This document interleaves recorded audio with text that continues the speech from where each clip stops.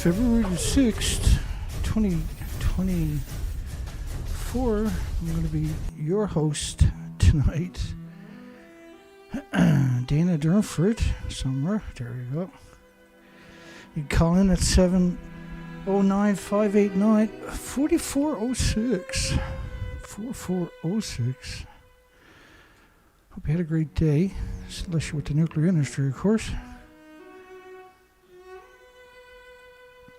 And we're off and running. Yay. We lost an activist who's protested in front of the White House for decades and barely missed a day in those decades. It's quite amazing dedication. Japan is letting children, she's a young adult now, but go back to the school, which has been abandoned for over 12 years, almost 13 years, and bring her book bags and stuff home from the school, from the nuclear wasteland of Okuma, which is within sight of the ongoing nuclear meltdowns. So if you think there's the nuclear industry has any redeeming qualities, you can guess again. And Chris Singh, Holtec, has unveiled their so-called small modular reactor. Again, these things don't exist. And we got a poll for you tonight. Are the fusions in small modular reactors a ploy to prop up a dying, despicable nuclear industry full of degenerate human-hating scum?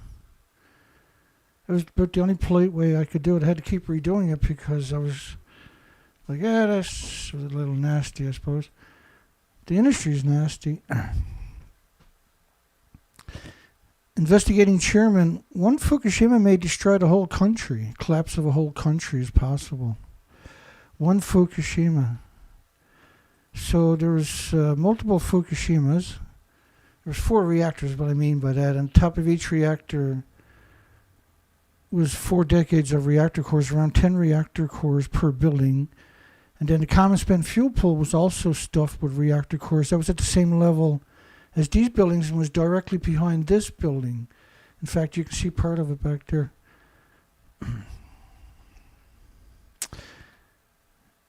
And so the media came out repeatedly pretending that they're in the fuel pool of a building that no longer exists. The media spent 80 years attacking you, making sure you can't comprehend the very basics of this conversation down the road, right? And very effective at what they've done. All the reactors, 1, 2, 3, and 4 detonated, and all of them lost the fuel pools. So it's extraordinary when you see them pretending that they're in a fuel pool that no longer exists. I think it's exceptional. It's unbelievable that that could happen. So consider subscribing, liking, clicking some buttons. Makes you feel good when you click your buttons. It's patriotic. Click buttons. Just kidding you. The radioactive fallout covered the entire planet. And the majority of the models are typically no more. The most, I think, is 30 days. Or the Americans' model was 40 days, but every other model was less than 30 days. That radioactive fallout never goes away. It's forever. That's why they pretend that they're in the building that doesn't exist. They don't want you to comprehend the carnage. They claim that nothing got out of the buildings, yet they picked up 30 million one-ton bags. The food was banned by 55 countries for over a decade. And if you think for 1 second that this doesn't impact you or your loved ones or the species, then you're unfortunately very mistaken. More on reactor number 2. If it catches fire, all bets are off, says a physicist on March the 14th. The Nuclear Regulatory Commission admits it burned continuously for several days. And these are not partial meltdowns. These are 100% nuclear meltdowns. This was a study on Hiroshima and Nagasaki, and this is the benchmark for all radiation illnesses today, which is they only done external studies, by the way. The most scrupulous and important research of the radiation impact on human beings is the research and the consequences of the nuclear explosion in Hiroshima and Nagasaki. Hiroshima and Nagasaki. That's simply not true. It's the most important for their propaganda, but it's not the most important for radioactive fallout. Every study, all nuclear meltdown studies were cover-ups. Audio-radiographic analyst of internal plutonium radiation exposure in Nagasaki atomic bomb victims. Radiation doses received by Hiroshima, this is a different study, and Nagasaki atomic bomb survivors has been evaluated from data related only to external exposure because there was no reliable evidence for internal exposure in the atomic bomb victims. That's quite interesting. So they're suggesting that nobody was breathing radiation in. It was only external radiation doses.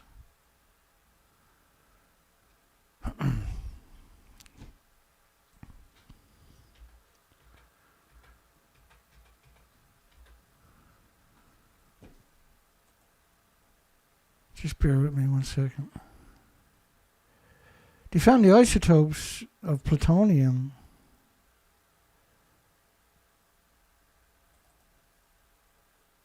I'm just looking for some pictures there to help articulate it. I got them. It's really,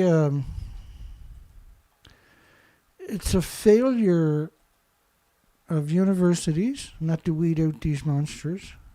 These people that are producing these types of studies are monsters. They're physical monsters. They meet all the criteria of a monster.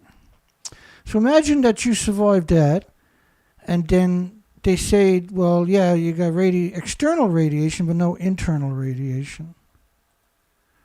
And internal radiation was found in all the glaciers, or radioactive isotopes were found in all glaciers worldwide. They studied these people like lab rats, and they omitted the stuff that was really going on.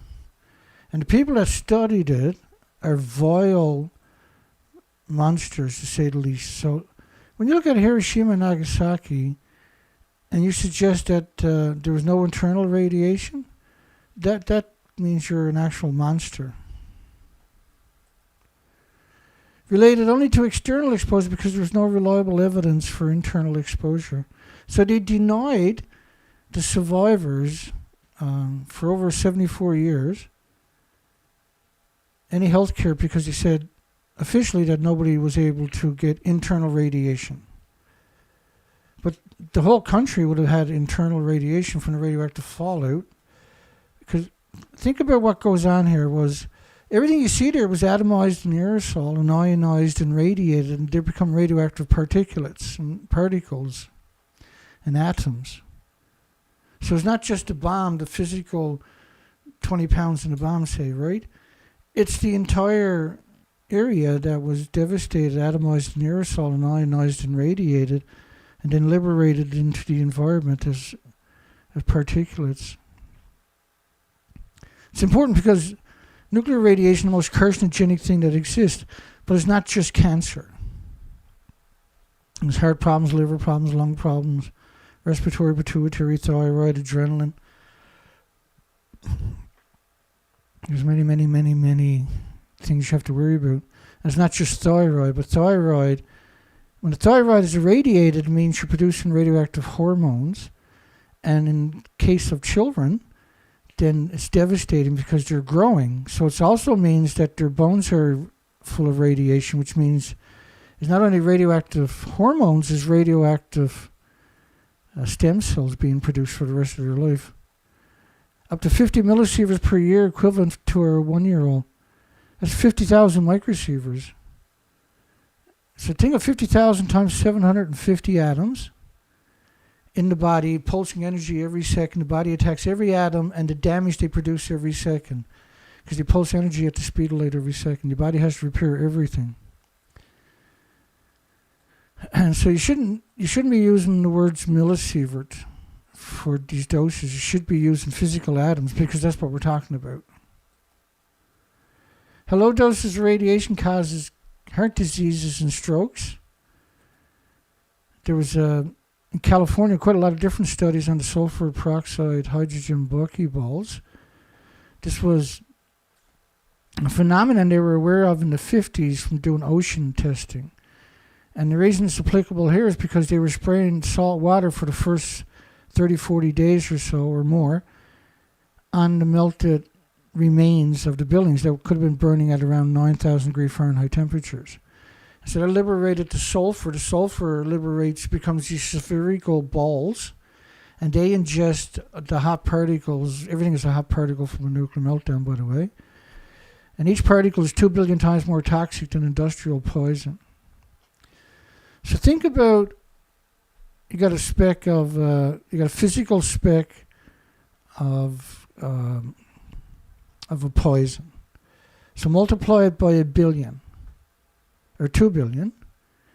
So now it's a very visible amount, right? A very dangerous looking amount on top of that. So say it was cyanide, right? So now you have a huge amount of cyanide in front of you. But with the physical atoms, because they're so tiny, they're still 2 billion times more toxic than industrial poison. One thing makes them so deadly is they pulse energy every second, almost at the speed of light, and that wrecks chromosomes and DNA and cells. And it does this every second. It never stops. It's a relentless attack upon your health. So radiation health specialists, children with 11 becquerels, aka atoms, and the becquerel is the pulse of energy every second. So if you got an atom, it has a becquerel every second, and that's the pulse of energy almost at the speed of light. And it's not just like a little direction, it's an explosion. So it destroys who knows how many chromosomes, DNA, and cells every second. Your body has to repair that, and it has to attack the source. So it does that by attacking with white blood cells, and it'll do that for the rest of your life. It's not like a cut on your finger, where after 6 or 7 days, the white blood cells will repair it, and your red blood cell count will come back up. Your white blood cell count will drop, right? Because you repaired the damage. It never gets repaired. And so now you're lacking, the more you get in there, the more red blood cells you're lacking. Red blood cells are carrying oxygen and nutrition. Fukushima release was so great that the radioactive aerosols in Washington were up to 100,000 times normal. And the normal is weapons fallout. Irreversible heart damage, by the way, for children with 50 becquerels or 50 atoms per kilogram of cesium-137. And this is really interesting that they only acknowledge cesium-137 because cesium-137, which is a nasty isotope, don't get me wrong, is not the biggest byproduct of the radiated fuel, which is the curium isotopes. This is why we call them curium cores when they melt down, because they produce the curium. And the curium isotopes, you need lead shielding 20 times thicker than you do for the plutonium, for instance. It's a very, very, very, very dangerous isotope, and a very tiny, incomprehensible amount that you can't see it or smell it or hear it or feel it or taste it or touch it. But then the revised studies say for on the xenon-133 in Washington was 450,000 times above detection levels. So that you can't just have that. And remember, there was a California study I showed you earlier. But so the xenon burns a hole through your lung and ends up in your bones, and the damage will last forever. And so when it comes to the insects, for instance, the incredible diversity of insects and little creatures and birds that are dependent upon them, the spiders, of course, will disappear pretty quickly. And so normally you would check spider webs to see what species are in an area, but you can't check them in heavy radioactive fallout because they get wiped out right away. They bioaccumulate radiation 1,000% more than the background because they liquefy the insects they're eating, right? And here on the east coast and the west coast of Canada, they're missing from the forest completely, when you would expect to get about almost 500,000 per acre. And we can't find any. And so it's typically very easy. And when you do see spider webs now, like they're on buildings and structures, man-made objects, and any spider webs that survive don't have any kind of prey in it, maybe one, enough for some substance, and they also are deformed. It's very difficult, if not impossible, to find a properly formed spider web now due to Fukushima. So 50 becquerels, 50 atoms, and a becquerel is pulsing energy every second. And so I always explain these things in many details over and over and over. It's because I'm trying to imprint it in people that are not quite familiar with this topic, and so that they have a good foundation when they're trying to articulate it later on. And then they can extrapolate on their own too, right? And come up with the proper answers. And so for a lot of people, it's very difficult for them to get the big picture, right? But it'll come together pretty quick with a few of my shows, that's for sure. And if you're looking for specifics, then you have to go to my playlist, where I'll get you up to speed on all kinds of subjects quite quickly with the absurd amount of documentation. So 50 atoms per kilogram. Think in a human, an adult for instance, leads to irreversible lesions in the vital organs. That's going to be true for like moose and cows and bears and you name it. So you can put 200 million atoms on the head of a needle, but you can't see it. So how are you going to perceive 50?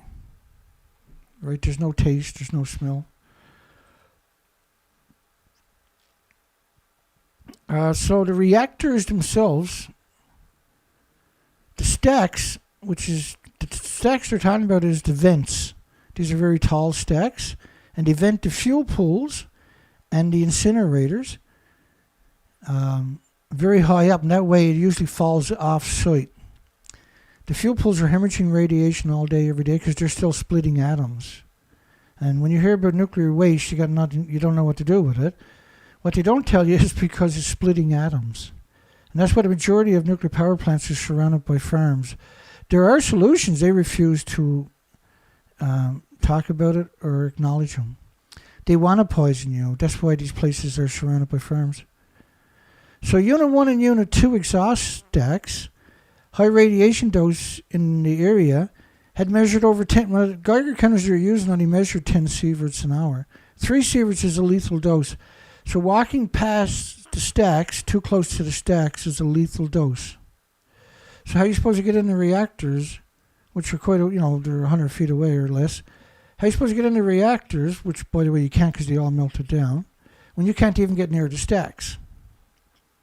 And the reason I say that, because when you see videos of them pretending they're actually in the buildings, let me play this clip. Because they're pretending they're 120 feet above the stump to your left, and that stump to your left is Reactor 4, and that should have been raised all the way to the ground. Where I'm standing is on top of what used to be reactor building number 4. The whole of this building was blown apart by a huge Hang on, I do that explosion. again. I forgot to adjust the volume.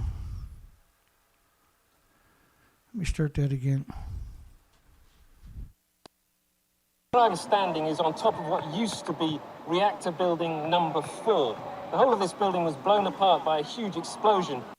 We are here inside Reactor 4 at the Fukushima Daiichi nuclear power plant that was severely crippled during the earthquake and tsunami of 2011. Of the decommissioning work taking place here in Reactor 4. At the end of our tour, we were checked for radiation exposure. In 4 hours, I received the equivalent of less than a chest x-ray. 1,500 highly radioactive fuel rods inside this pool. They've got to move them Apologies, outside I of did this get up. reactor. Get my water too. So they're pretending they're in a building that don't exist. If that doesn't frighten you, hang around. So last year, on July the 13th, 2023, Professor Jong-il, a professor of nuclear and quantum engineering, came out from South Korea and said that the 1,000 tanks stored on the plant included approximately, and only, by the way, 2.2 grams of tritium, no other isotopes. And then made this incredible statement that it was like 3 grams of sugar going into the ocean.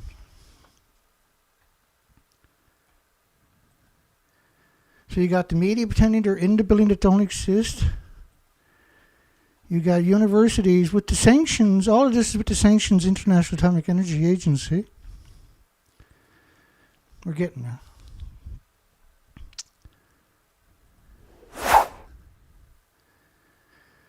So, nationwide increase in crypto-chidism, and I'm going to butcher some names, I apologize, after the Fukushima nuclear accident. Nationwide increase in the absence of one or both testicles from the scrotum. So you can go read those studies, urology studies. There was another study, an extreme increase in mortality caused by cardiac diseases in Fukushima. And the death rates might give the creeps to some people.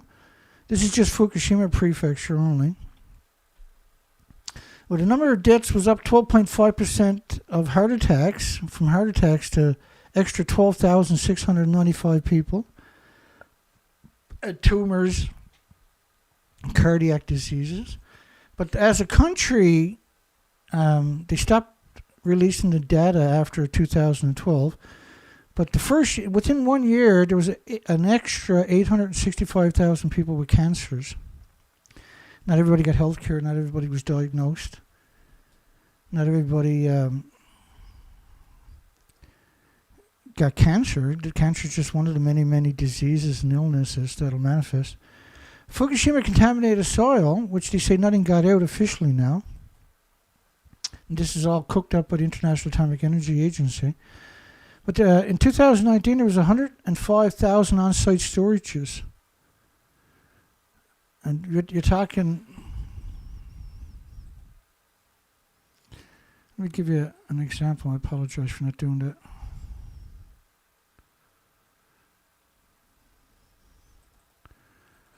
Sometimes I'm forgetful.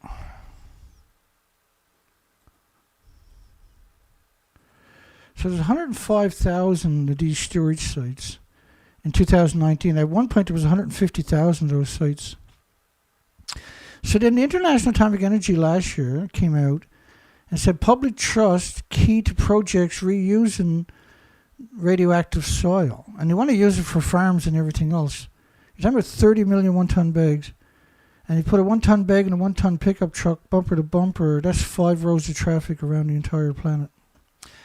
And by the way, the International Atomic Energy Agency, this is their words, not mine, is not a regulator and not in a position to judge or approve Japan's soil recycling project. Well, if they're not in a position to approve or judge, then what position do they hold? How can they say the water is safe, but they're not in a position to judge the soil? Right? They should be in jail and publicly executed once they're convicted of their crimes against humanity and the species.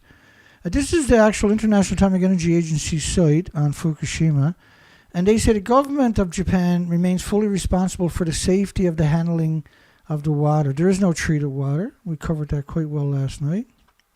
And by the way, disposing of the Fukushima contaminated soil, this is 2019, the same scenario is playing out not just in Fukushima Prefecture, but in 7 other prefectures: Iwaki, Miyagi, Ibaraki, Tochigi, Guma, Saitama, and Chiba, which is right alongside of Tokyo.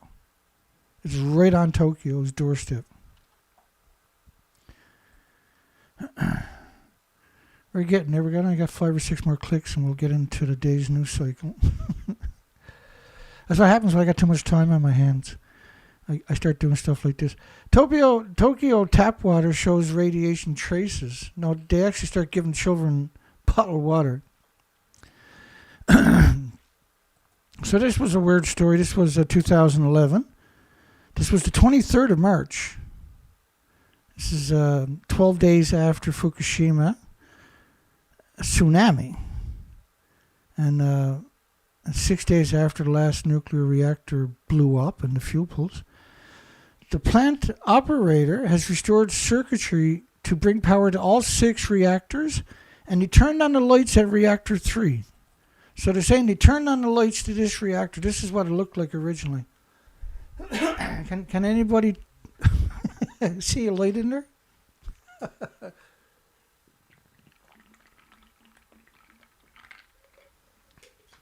So the cover story was immediate. My apologies for not turning my mic down.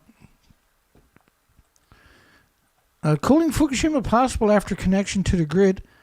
And so this was the 22nd of March 2011. This is 10 days after the tsunami. Excuse me. And 5 days after the last reactor blew up in the fuel pools.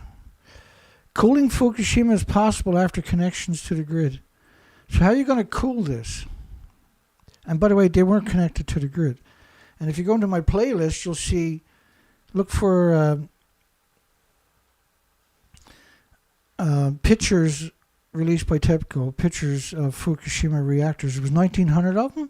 And I've done 6 videos to flush all these pictures out.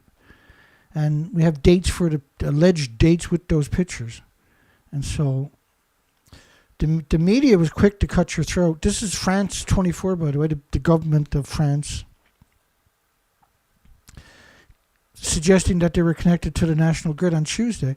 Now you got to remember, 1,200 miles of the coastline was torn off by the tsunami, and we're talking at some places up to 10 kilometers inland and sucked out to sea, where there was a 200 square mile patch in the Pacific of Fukushima, Japan. That whole thing was incredibly radioactive. So it distributed chunks of radiation far and wide through the tsunami debris because a lot of heavy radiation was falling on the tsunami debris during the explosions over the first 6 days. So how are you going to connect these things? Even when you look at them now, this was 3 years later. Anybody think these were connected to the grids? So that's 2 major media trying to convince you they were connected to the grid. All right, here we go. We're back to International Atomic Energy Agency. This is today's news cycle from here on out.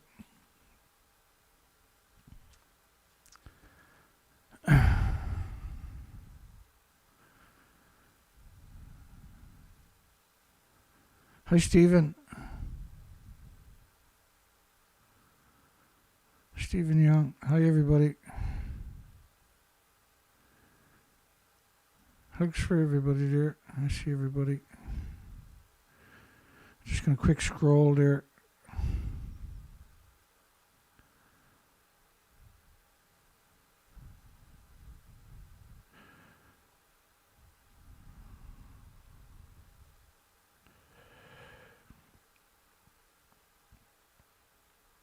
Okay, here we go. Let's keep going here.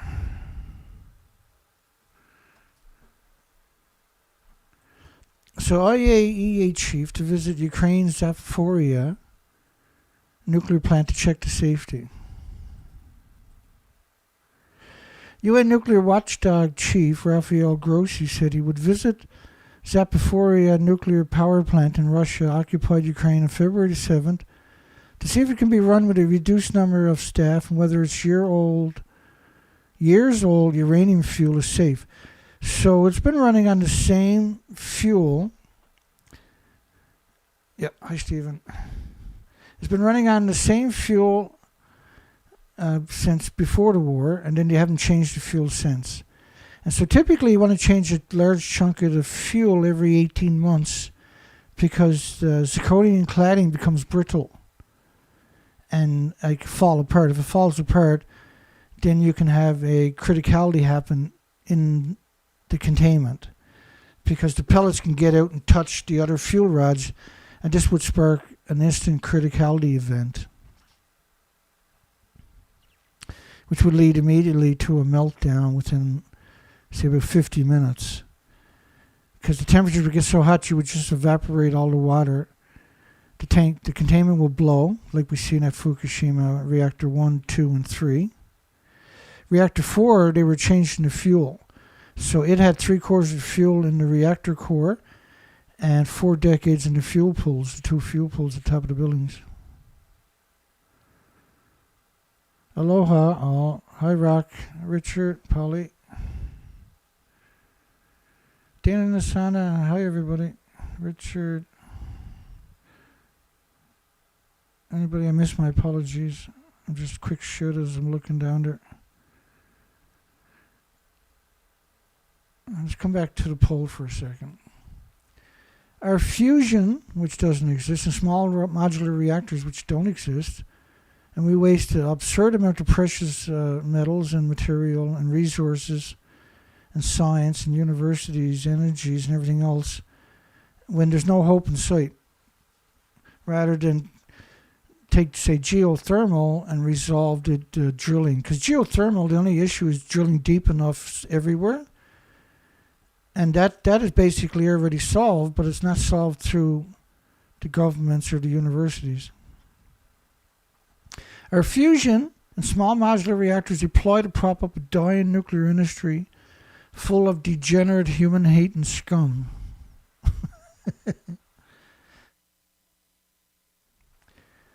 and like, that's what they are. They're human hating scum. So Rafael Grossi, who's a despicable, disgusting, parasitic human, who says that these reactors didn't blow up. That's Rafael Grossi. He went there, allegedly, and we covered that last year, and he made the claim nothing got out of the buildings. He certified the media's assertions, who the media used them as the arbiter of facts, that nothing got out of Fukushima. Illinois is calling in. Hello, Illinois. Hello, Mr. Dana. Hello, how are you? What do you want, scumbag? Operation Long Jump in full swing, and we have big announcement. Yeah? New science advisor and friend of Tokyo Bureau, Thunderfoot. Oh, Stinkfoot. He know all about you. He know all about you, Mr. Dana. You mean Stinkfoot? I know all about Stink. Thunderfoot, We know all about very Stinkfoot. smart man. We know You're all. dummy. I'm done, am I? Have you seen how done I am? I got 28 people on my show. Why are you worried about me? I'm not worried about you. You should be worried about us. Are you threatening me? This is no threat, Mr. Dana. Well, Your that's what- stupidity is coming to an end. That's what you just done. You threatened me. No, Mr. Dana. What's your name? Friendly warning. What's your name? Yoshida Mashada, You're Tokyo Bureau, Yeah. Chicago Division. How do you spell your name? How you spell your name? Huh? I put it on the screen Why you every ask day, stupid stupid. question? Because people want to know. Why you ask stupid question? Anyway, I just come here quickly to Stupid announce question for a Science stupid name. Advisor Thunderfoot Stunfoot. is a friend of Tokyo Bureau. Stunfoot. Stinkfoot. You're in deep trouble. Deep trouble, Mr. Dana, so I'll leave you to worry No, about don't go anywhere. I know if you leave here, you're going to go molest your puppies. I'd rather keep you here than molesting your puppies. Bastard, you sick bastard scammer. Okay, scumbag. Anything else? Operation Long Jump is go. Welcome, Thunderfoot. Welcome, Stinkfoot. I'll be welcome. I'll be waiting for him. We're looking forward to it. We're not worried about Stinkfoot around here. So how many people think that's the threat? Let's hear the comments. That's Charlie. Calm down, Charlie. Does anybody think I was being threatened that time? Yeah, let's calm down, Charlie. Hi, James.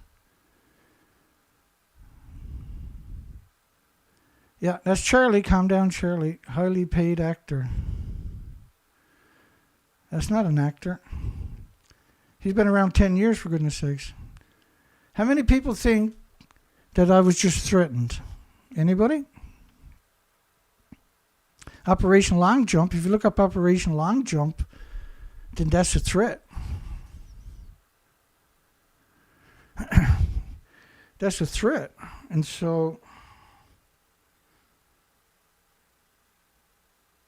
the number he called me from is 630 It's 630-426-8184. 630. Somebody put that in the comments section for me. 630-426-8184. And if you're an American, I think that's an American number. Yeah, it's Illinois, right? But he's from Detroit, so he's using a burner phone or a burner number to do this. 630-426-8184 rather. And he's their best-selling T-shirt is Calm Down Charlie. I think the number is 234 right now of those T-shirts, Calm Down Charlie. He's been stalking me, 11 years or something now. So he's going to hook Stinkfoot on me. Yeah, thanks, James. Yeah, hi, Stephen. So apparently he's brought Stinkfoot on board. A notorious scumbag on YouTube is going to attack me. We look forward to the attack. Residents asked for a full examination of damage to a Japanese nuclear plant caused by a recent quake. Because Stinkfoot can bring a lot of attention to me, right? And I can come out and ask Stinkfoot to explain where the fuel pools are to. It's going to backfire on him every step of the way. Spilled the radioactive water. Back to this. Let me go back and start this again. Residents asked for a full examination of damage to a Japanese nuclear plant caused by a recent quake.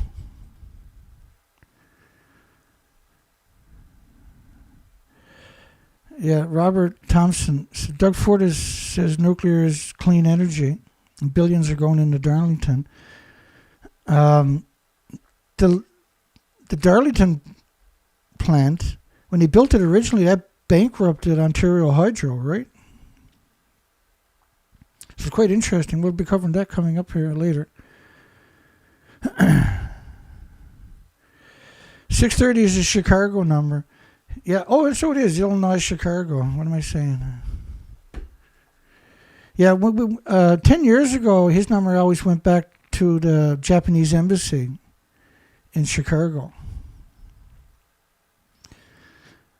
Spilled radioactive water. He's been stalking me forever. This is Mari Yamaguchi, by the way, the story. So whenever you see Mari Yamaguchi, you know that's the cover story.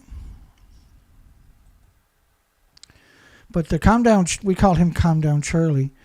He's actually a demon. He's a bizarre demon. He threatened to rape me, for goodness sakes. Radioactive water spilled from spent fuel cooling pools and cracks appeared on the ground, but no radiation leaked outside. We believe the fuel pools have melted down at Reactor 1. These reactors weren't running since 2011, but the fuel pools are stuffed with very brittle fuel. And those fuel pools are always hemorrhaging radiation into the environment, period, because they're splitting atoms and there's no containment. But we've never gotten footage at a Shika, which is the nuclear plant we're talking about. Let's read through this first. Residents are asking whether they could have evacuated safely had it been more severe, that the earthquake badly damaged the roads and the houses. Shika community, which is right alongside the nuclear plant, was a 7 out of a 7 on Japanese seismic intensity scale of 7. So the community that it's attached to was the worst earthquake Japan could have, which is probably the reason we haven't got no footage. So how can you have the worst earthquake you can have in Japan, right alongside of a nuclear power plant?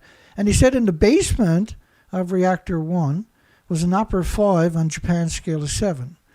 So there is no upper 5. An upper 5, because they don't go in increments of 1. They go 1, 1.5, 2, 2.5, 3, 3.54, 4.5, 6, 6.57. So an upper 5 is a 6. And when you convert it, you got to multiply that by 1.428. You're looking at about an 8.4 on the Richter scale in the basement of number 1 reactor. And so there's quite a few medias, including the Japan Times, which is the official mouthpiece of the Japanese government, saying those exact same numbers. Residents are asking whether they could have evacuated safely if there had been a nuclear meltdown. And because you couldn't evacuate, there's 150,000 people within 30 kilometers of the Shika nuclear power plant. 130 people.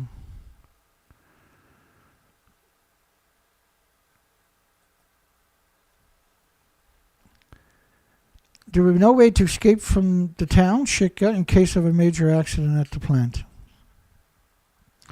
And we assume there's a major accident because they have refused to let anybody go in there. No helicopters have flown over it. There's been no footage coming that we can prove came out of Shika. There was a picture of a car collapsed on a house collapsed on a car.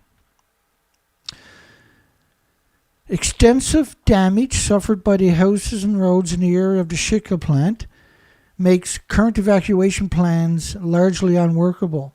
So how can you have all this damage everywhere but the nuclear plant itself? And you had damage, severe damage on both sides of the nuclear power plant in those communities were both cut off from rescuers, even today some of them. But yet there was the only thing that never got damaged on the entire peninsula was the Shika nuclear power plant. Everything else was severely damaged. Nothing got it away. There was 1,400 landslides, for goodness sakes. That kind of gives you...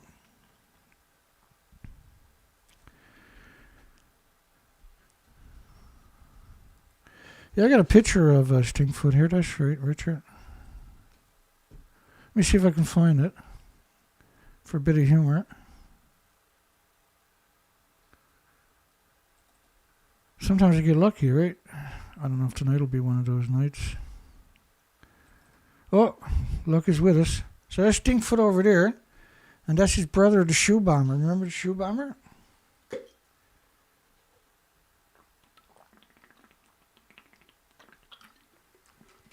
So when you come to your airports, everybody gets molested, particularly the children.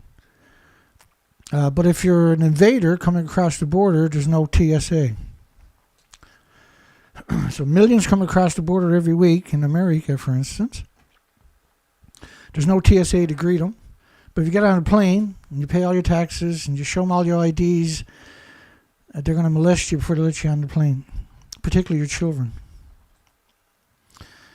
Trapping thousands of people. There was 150,000 people within 30 kilometers of the nuclear. Everybody on the peninsula was trapped. Everybody. I'm not sure what the total population is, but that's a 100-kilometer peninsula. And we know there's 150,000 within 30 kilometers of the Shika plant. The Shika plant said that the current evacuation plan is the pie in the sky. Under the plan, residents closer to the plant are advised to stay indoors in case of a radiation leak. But that would be impossible if houses were damaged in an earthquake. Like, if you live where there's a nuclear power plant and they'll send you material about what to do if there's an accident, and one of those things is you should shelter indoors, you need to get out of there immediately. First off, you're being poisoned constantly from the fuel pools. He does look like Weird Al, don't he? Stinkfoot is in the yellow jacket over there, or the yellow hoodie. He's a vile character too, eh? He's a disturbing character, that guy.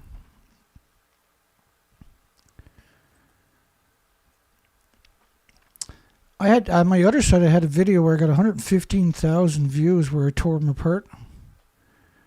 They took they took my whole site down when I was out looking for spiders 2 years ago.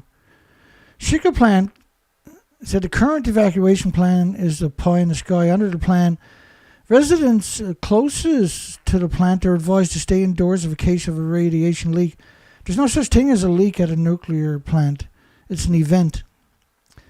But that would be impossible if houses are damaged in an earthquake. Neighboring Fukushima Prefecture, where 7 reactors at 3 plants have restarted. So I didn't realize there were 7 plants at the Fukushima plant. And there was serious damage over there from the Noto earthquake, right? Canada and Ontario are turning nuclear energy as a green solution. And here's the problem with that. The last nuclear plant Ontario built was so expensive, it caused the bankruptcy of Ontario Hydro. And when did I get that story? Yeah, that was May the 4th, 2023. So Canada currently is saying they're going to expand the Darlington Nuclear Disease Factory. We got some stories on that coming up. Got to clean my shades. Calm Down Charlie made me cry, and they're all dirty now.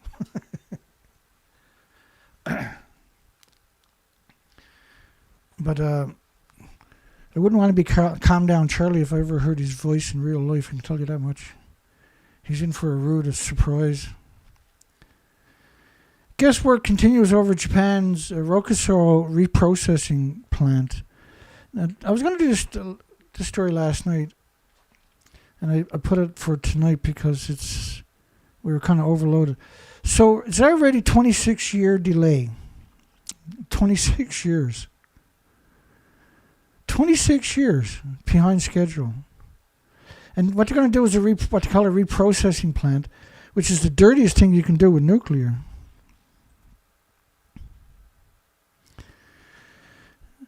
Starting to process nuclear waste, but observers doubt that this will happen. So even now, they're doubting that they'll actually get the plant. And what they're doing is going to make mixed oxide fuel. But in order to make the mixed oxide fuel, they boil the fuel rods in acid at 3,000 degree Fahrenheit temperatures. And so France's La Hague reprocessing plant and United Kingdom's Degenerate and Sellafields, those three reprocessing facilities are considered responsible, and we got the studies to back it up, are considered responsible for contaminating the entire Arctic and the majority of Europe. And certainly their local coastlines and communities on top of that.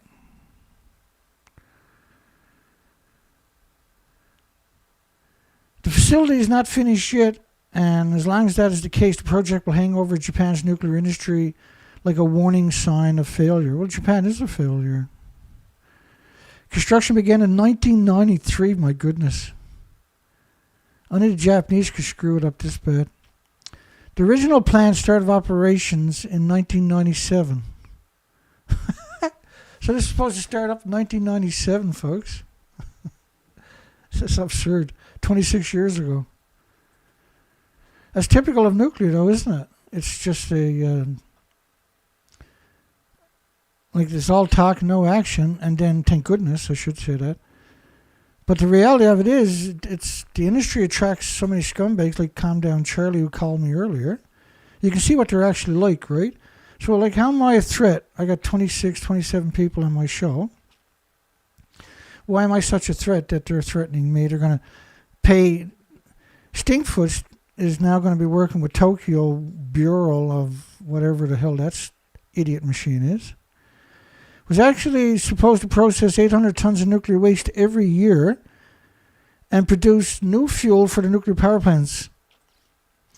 They've been sending their fuel to France and the United Kingdom to reprocess and extract the plutonium.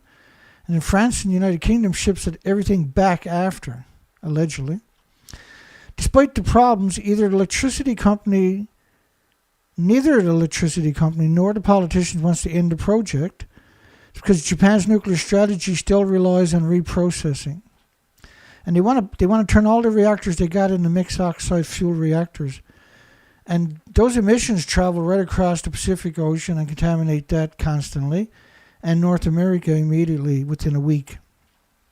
All of it, including all of Canada, within 1 week. Because of the way the jet streams work. The facility, and if you look up studies on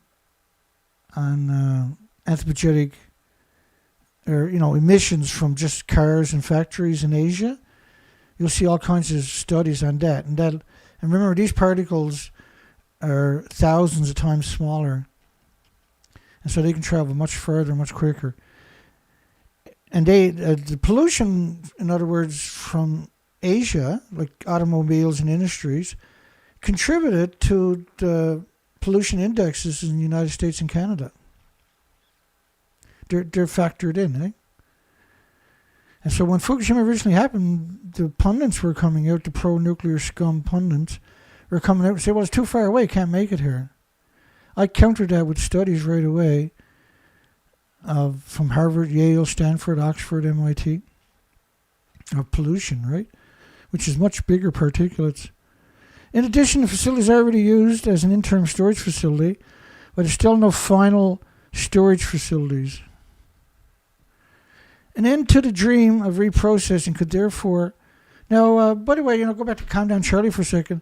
He'd done this a couple of months ago where he told me they hired Stinkfoot to come after me. Right? Remember that? Everybody must remember that.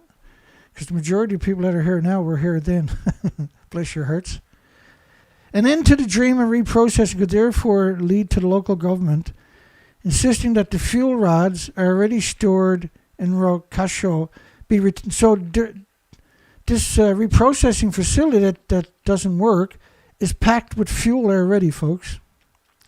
So the question is, how much did they hemorrhage into the environment transporting it? Because everything is vented when it's transported. And now they got to transport it back to the original plants, and the original plants and the communities don't want it back. So an end to the dream of the reprocessing could therefore lead to the local government insisting that the fuel rods are already stored at the reprocessing facility be returned to the power plant operators across Japan. And this is a horror idea because they have to fear resistance from other municipalities against the delivery of more nuclear waste to the nuclear power plant site. Well, like they already had it originally. So what should be the big deal? It shouldn't exist, first off, because it's splitting atoms into the environment. It's the worst case scenario that we can have. Nevertheless, the pressure is growing on everyone involved to finally make decisions. According to the Energy Authority, Japan's interim storage facilities are already 80% full. So Japan's interim storage facilities are 80%. But here's the punch. So the energy suppliers want to increase capacity at the Rokkasho reprocessing facility that's 26 years behind schedule from the current 24,000 tons, which is 52.8 million pounds, folks, to 30,000 tons in 2030, which would be 66,000 tons. It's an absurd amount to have in one place. Like, you are risking your country. It's equal to Fukushima, isn't it? The development of a nuclear fuel cycle, including a reprocessing plant, is therefore still praised as a contribution to reducing the interim storage of nuclear waste. And so the law is that you can reprocess the fuel, which is incredibly polluting, and then put it in the reactors. And that will burn the plutonium, is the allegation, right? But it actually doesn't do that. Not only that, the plutonium mixed oxide fuel that comes out of the reprocessing facility, when you put that that has to go into a fuel pool too, and the emissions from that are stunning. It's stunning. It's horrifying. It's a massive disease factory. Because the fuel, when it comes out of the reactor, the problem is it's still splitting the atom, and there's no containment now. There's really no containment in the reactor, because you can burp that out into the torus, the excess emissions, and they do that, and that's considered legal to release the stuff that's so-called burped into the torus, which is in the bottom of the building. That's how they relieve pressure, and then that's vented into the communities legally. Some of it's vented under the oceans, and then that just gets distributed into the fuel cycle, and eventually ends up through evaporation into rain clouds and distributed over continents. So Seoul, South Korea, of course, closed their schools after Fukushima because of radioactive fallout. They had sent back $6 million worth of, or 6 million pounds of radioactive fish. They didn't ban the food for the first 2 years on top of that, because the first administration was pro-nuclear, right? Seoul installs, and the next administration was anti-nuclear, so they banned the food then. Seoul installs additional radiation detectors in the markets over the radiation fears, and sort of the law works this way.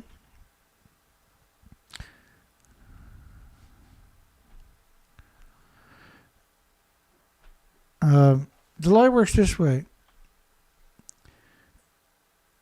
that last year there was a big hype about Fukushima dumping water. Now, Fukushima has never stopped dumping water.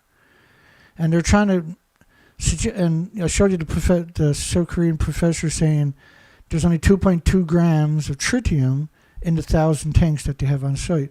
The tanks were built to manipulate you, so you didn't investigate the story yourself. You thought, oh, well, everything's under control. It's in all the emissions are in.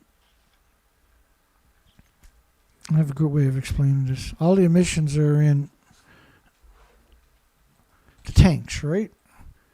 Well, first off, we know they're not because we have the plume models of the radioactive fallout from different countries, including TEPCO's Neptunium-239, which decays to plutonium-239, for instance.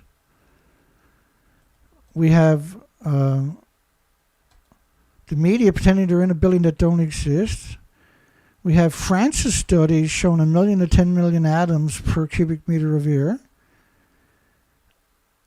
covering the entire planet. And this model is only based on, I think, 16 days. I'll let it play out there, yeah. So this one's based on 16 days of radioactive fallout. At 1 million to 10 million atoms, that's what that model indicates. But as soon as you stretch the model out to 30 days, you can't see anything on the planet that's not buried in airborne radiation. This never goes away. Because you can't just have cesium-137 in your plume. That plume is going to have everything else. And that's a study of the French government, by the way, which said they restored the power after 6 days after the last reactor blew up. So Seoul had caused this artificial protest to protest tritium. So instead of protesting the actual meltdowns and the inventories, they tricked people into thinking that the only emissions was tritium. And so the whole 84% of the country was very outspoken about the tritium. And this was on purpose. And the idea was you had South Korea, Taiwan, China, and Japan working together, and they were hoping to spark protests, and they did in many ways, artificial a lot of the times, worldwide, protesting tritium. So the idea was to indoctrinate the whole planet into screaming about tritium, right? And then maybe they were going to say, okay, well, we won't dump it in the ocean. And then everybody, thank God, whew, we saved Earth, right? But the reality of it is the buildings are gone. The buildings were destroyed, all of them by day 6, and the fuel pools.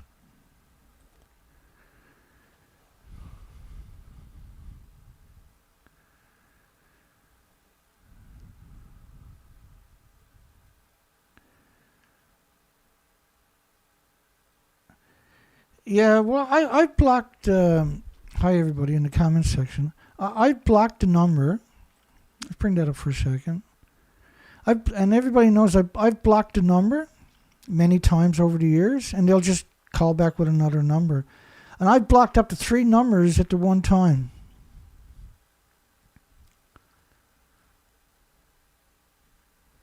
Yeah, and that's a great comment, James. A lot of the comments in Thunderfoot's videos are based upon public relation firms getting in there to hype up a video. He's no different than Calm Down Charlie, right? Stinkfoot, aka Thunderfoot, he's the exact same as Calm Down Charlie. He does the exact same thing. He harasses and stalks people and mocks them. But he's had a lot of blowback, right, from different things that he's done. But I'll block him just for the hell of it. It's a new number every time. I'll block it though. Let me block it. That's a great idea. I should block Stinkfoot's left nut, aka Charlie's number. There you go, Charlie. You gotta get another number to call and harass. Another blocked Calm Down Charlie number. But Charlie always seems to find another number to call me from. And we typically block everything from Charlie. I just want, because we haven't heard from the piece of shit for a while, so I wanted to keep him on line just a little longer to see what he would say. And that way he's not raping puppies, right? Because you know when he hangs up, he's going to go rape a puppy. The new detectors came in addition to the existing quick testers that only take 1 hour to examine the radiation. This is South Korea. We're still talking about South Korea. And so South Korea done everything they could because the protest got out of hand over tritium. When tritium's the last thing you're worried about. I mean, you should worry about it. The city also plans to establish a laboratory. So this is 13 years later. And so they're claiming nothing reached South Korea whatsoever. Since we're talking about it, let's go challenge some of that right quick. Is there such a thing as quick anymore with what we do? I'm not exactly known to be quick. I'm doing my shows. We're methodical, right?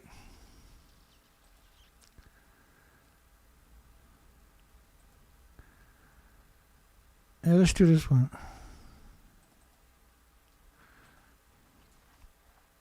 It's always entertaining.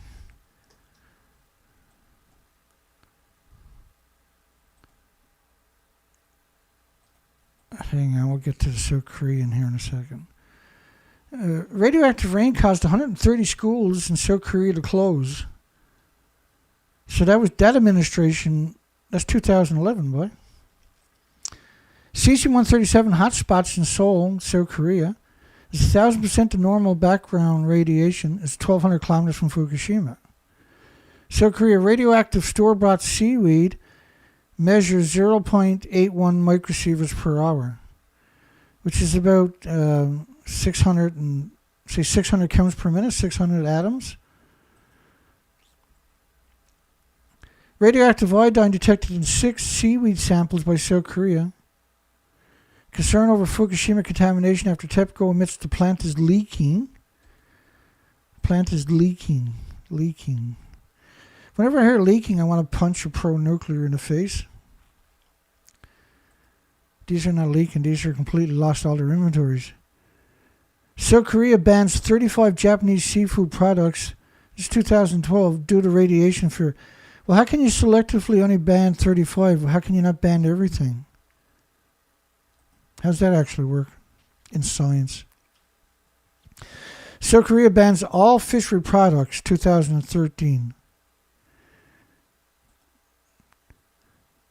Public concerns about Japan's fish imports look to be justified in South Korea. Contaminated seafood recently on sale in Korea, adding to the fares over 6 million pounds found since 3/11. Strong backlash. Government needs to ban all fish imports from all regions of Japan. No one can block the fish migrating along with the sea currents.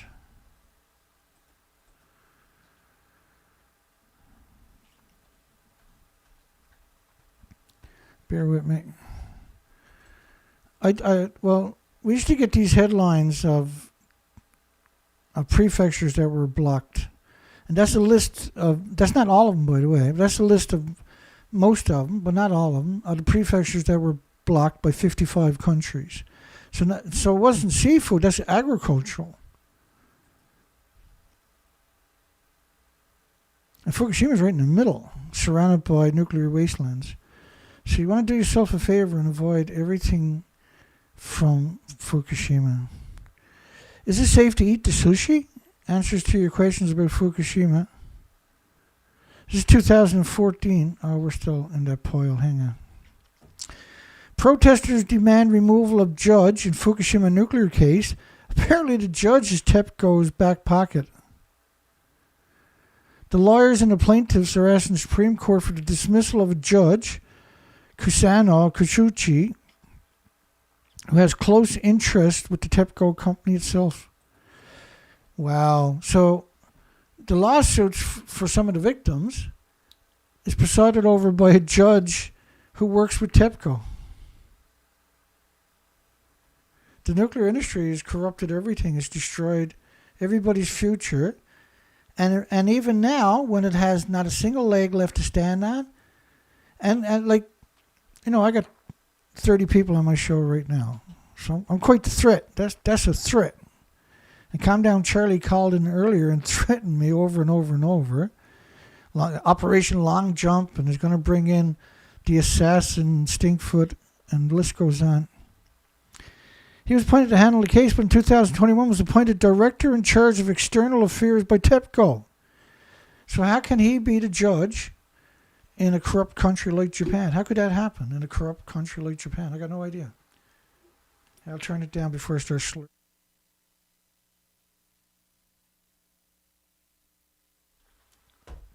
I don't know how that works. The court case revolves around 44 deaths from the evacuation of Fukushima. These were the Alzheimer's patients, right? And they left 90 Alzheimer's patients behind. They just ran away and abandoned them. Stoic doctors and nurses. Lawyers say that if the three prosecutors in the case did not have common interest with the TEPCO company, the criminal judge of the three TEPCO officials and other legal cases involving the liability of TEPCO could have been rendered in their favor. And they're right, 100% right. And that's how they won most of the other cases, using the same technique. So this story from a couple of days ago is shocking. This is a shocking story. And this is also Okuma, where it's been abandoned for 13 years. So this is a former elementary student. She retrieved her belongings after 13 years. And she wasn't the only one. They brought in, I'm not sure, it'll come up in a minute. Fukushima Prefectural town still designated as a difficult to return zone / nuclear wasteland. See, anybody else calls it a nuclear wasteland. Japan calls it a difficult to return zone. The reason other people call it a nuclear wasteland because you can't go back. The reason they call it a difficult return zone in Japan is because they plan on tricking people into going back, right? It's their evil people. Japan's a country of evil people. Not all Japanese, obviously, right? But the governments.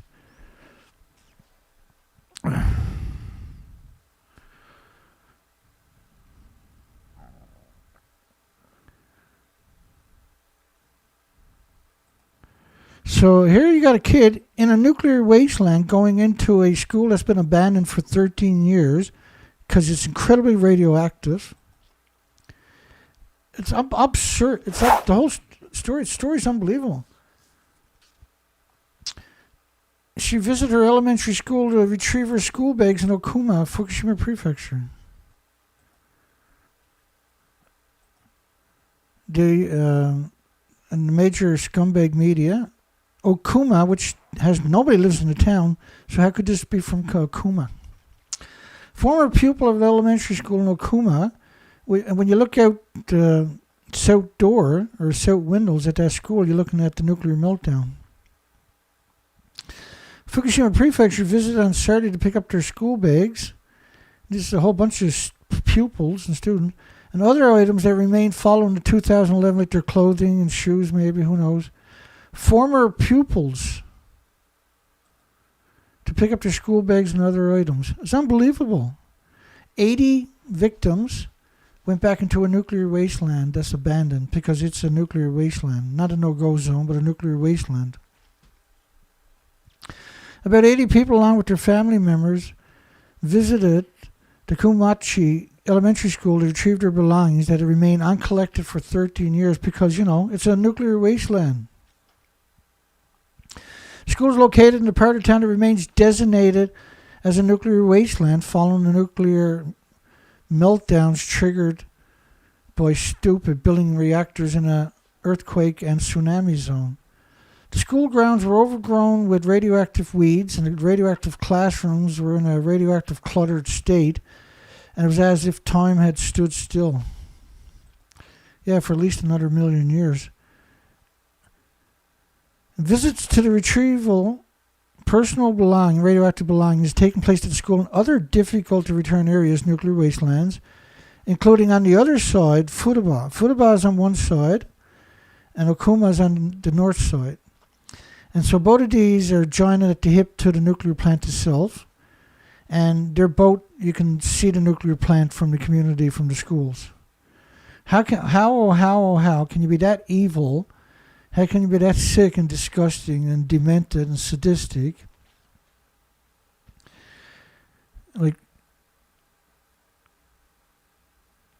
I can't comprehend why. So, I just can't comprehend that kind of evil. Right, that sordid, loathsome, this unspeakable, unforgivable, intolerable, this degrading, this hateful, diabolical, scurvy. This is egregious. These are offenders. These are criminals. These are not delinquents. These are criminals. These are not sinners. They're offenders. They're not. They're thieves. They rob you of your life. These are swindlers. Just like Calm Down Charlie. I thought I had the other screen up. Like Calm Down Charlie. These are hideous monsters. These are ghastly, vile, inexcusable monsters. It had 333 students before disaster and is the only school located on the site of the interim nuclear waste storage facility.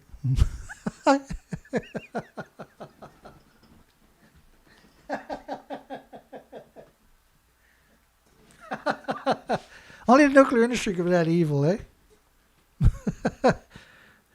I forgot that part. I had to fix my glasses. I think I got something in my eye here. The school is located at the site of an interim nuclear waste storage facility. I got to read that again. I put that on the big screen because it's kind of hard to comprehend. Let me read that one more time. The school is located on the site of an interim nuclear waste storage facility. And they're sending children back there to pick up their radioactive luggage. If you don't hate nuclear, there's really something wrong with you. There's something seriously wrong with you. Like it's hard to comprehend that kind of evil. How do you get that evil? How does that work? It's not they're born that way, or they must be, eh? Like these people should be sacrificed and then cut them open and study them to see what the fuck is wrong with them. Especially people like Calm Down Charlie. They should be sacrificed to science, and then they can cut his brain open, and they can study him, see what the fuck is wrong. Because there's something wrong with you when you defend nuclear, right? There really is something wrong with your head, and that there's no medication can fix that. Even a lobotomy can't fix something that evil. The Kumatown government, and there is no one there, there is no government there, and others arranged a 3-day visit. 3 days! Because the school building, the radioactive school, had deteriorated. So you brought the most vulnerable of society into a nuclear wasteland so you can pretend that it was safe there? You demented, sadistic, hateful scum, you. Radiation levels were measured for all items, all returned items, ensure they were safe. By who? Calm Down Charlie? Like, you can't have something safe from there. It's a nuclear wasteland, stupid. You sick and twisted, hateful scum to let children go into there. You despicable scumbags. The 23-year-old company employee from Sendai, who was in the 4th grade at the school in 2011, was among the visitors on Saturday. And she said, I remembered my school days and how I liked drawing. And she picked up her school bag and recorded, said, I want to treasure my radioactive items. And she'll bring them home and radiate her apartment. It's heartbreaking. And so if you wonder why sometimes I snap, I literally snap sometimes, it's because I wallow in this discreetment all the time, and sometimes it tears me apart. Here's a hip hip hurrah story for everybody. Now remember, if you haven't been here a long time or very much, we covered this for 30 days to the point where I probably drove everybody crazy. But we covered this every show 5 days a week, and we had 22 shows in January because it's 31 days in that month, right? I didn't take any time off for New Year's Day. I didn't give anybody else time off for New Year's Day. So now they're saying 170,000 self-defense force members from Japan, military, were sent to the Noto quake area. 170,000. Does anybody believe that? Like, we've covered stories of 30,000 people that lived on a cup of water, not a glass of water, but a paper cup, half a glass of water. That's it. And a slice of bread. Not butter, not jam, not peanut butter, not bologna, nothing. Just a slice of bread and a cup of water for 18 days. That's what they survived on, for 18 days. And now they want you to believe that 170,000 troops were bringing in, taking care, and rescuing everybody. They rescued 1,000 people and provided bathing services to 120,000 people. They didn't provide any bathing services for the first 3 weeks. But see, they cooked the story up as if they were right on top of it, right? Well, listen to what they got to tell you. However, the self-defense forces' activities were restricted. Oh, really? You got to read down quite a few paragraphs to figure that one out. To geographically features and road conditions on the peninsula in Ishikawa Prefecture, the Noto Peninsula. The daily number of the self-defense forces in Japan's personnel engaged in relief, other activities, nobody knows what they are, stood at 2,000 on the third day of the quake and peaked at 7,000. But that number paled in comparison to the 14,000 and 25,000 respectively for the major earthquake disaster in Kumamoto Prefecture in 2016, causing the ministry and the self-defense forces to come under fire. Well, so originally, the first 72 hours were the most important, right? For everybody that was trapped in their homes and many, thousands, tens of thousands of people. Because that's your survival ratio, 72 hours. You need water, you need food, and you can get by for 72 hours, but then it's dire for you, right? So the Americans had all kinds of search and rescue teams and helicopters. China's the same, and India. These had specialized teams, specialized dogs that they wanted to send in and rescue people in the first 72 hours. Japan wouldn't let no one go in there, including the self-defense force rescue teams. No dogs. No helicopters flying over the prefecture. Well, yet what you're going to see coming up is they allegedly had 50 helicopters going in there every day. We have no evidence of that. We covered it every single day. A senior defense ministry official rebutted the criticism, saying, "We deployed the largest possible number of personnel at the quickest pace." Well, they weren't allowed to go in because they must have had a nuclear meltdown at the number 1 reactor at the fuel pools. Well, the ceiling and the number of ground self-defense force personnel in the 3 prefectures making up the Hokuruku region, Tokuyama, Ishikawa, and Fukai, which had 7 nuclear reactors running, folks. So we don't even know what happened there. I'm going to have to dig down that rabbit hole. Too sweet. Stands at 1,400. As many as 1,000 personnel was sent for the region on January the 1st. But they didn't penetrate the peninsula. We know that because we covered it every single day. 22 shows in January, but I gathered the news. I scoured the internet every day. And people know, been around any time at all, knows what I'm like. It's ridiculous how hard I actually work. After examining road conditions in affected areas, the self-defense force decided to conduct necessary operations mainly by air. Really. Which was, I think, on the 22nd is the first time we've seen any helicopter activity whatsoever. 22 days after the earthquake. Starting to send goods and people by helicopters 9 hours after the quake struck. Well, how come we don't have any evidence of that? And I mean, we have no evidence of that for at least 22 days. And does anybody really think for a second that they wouldn't have published stories and pictures of it? The proportion, in fact, the stories that we did publish said that was the first venture, and that was around the 22nd of January, 22 days after the earthquake happened. The proportions of rescue operations and goods transportations conducted by the air were among the highest on record. Really? Well, that's news to everybody here, I'm pretty sure. At the Air Self-Defense Force Komatsu base in Ishikawa, up to 50 helicopters, close to the operational limits, were used to carry relief supplies and rescuers, including police officers and firefighters, and saved the isolated people with almost without a break. I hate lawyers. I really do. So just hang on a second. Let me find some stuff that we covered. Dirty, dirty lawyers, man. Let me see what we can dig up.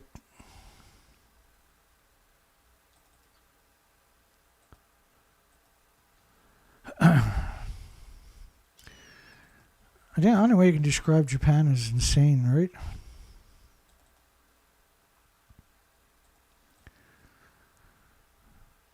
The whole story is ridiculous.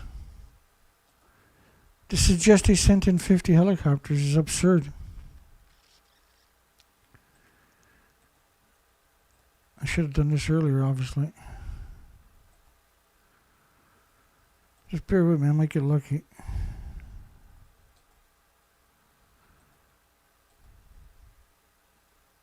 Not looking good.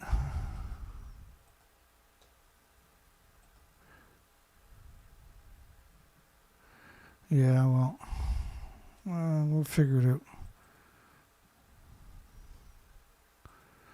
I mean, my goodness. To tell a lie like they just did, it upsets me.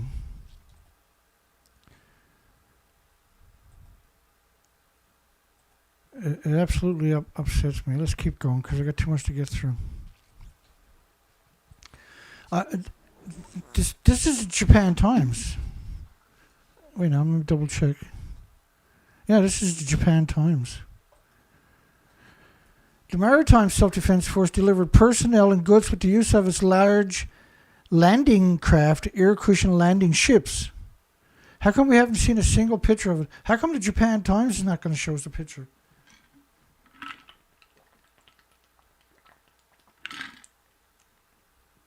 Right, how come the Japan Times is not showing us a picture of that? Has anybody seen pictures of Japan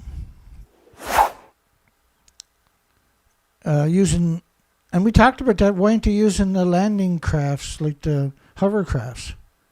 Right, we talked about that a number of times. They could have brought in an amazing amount of stuff.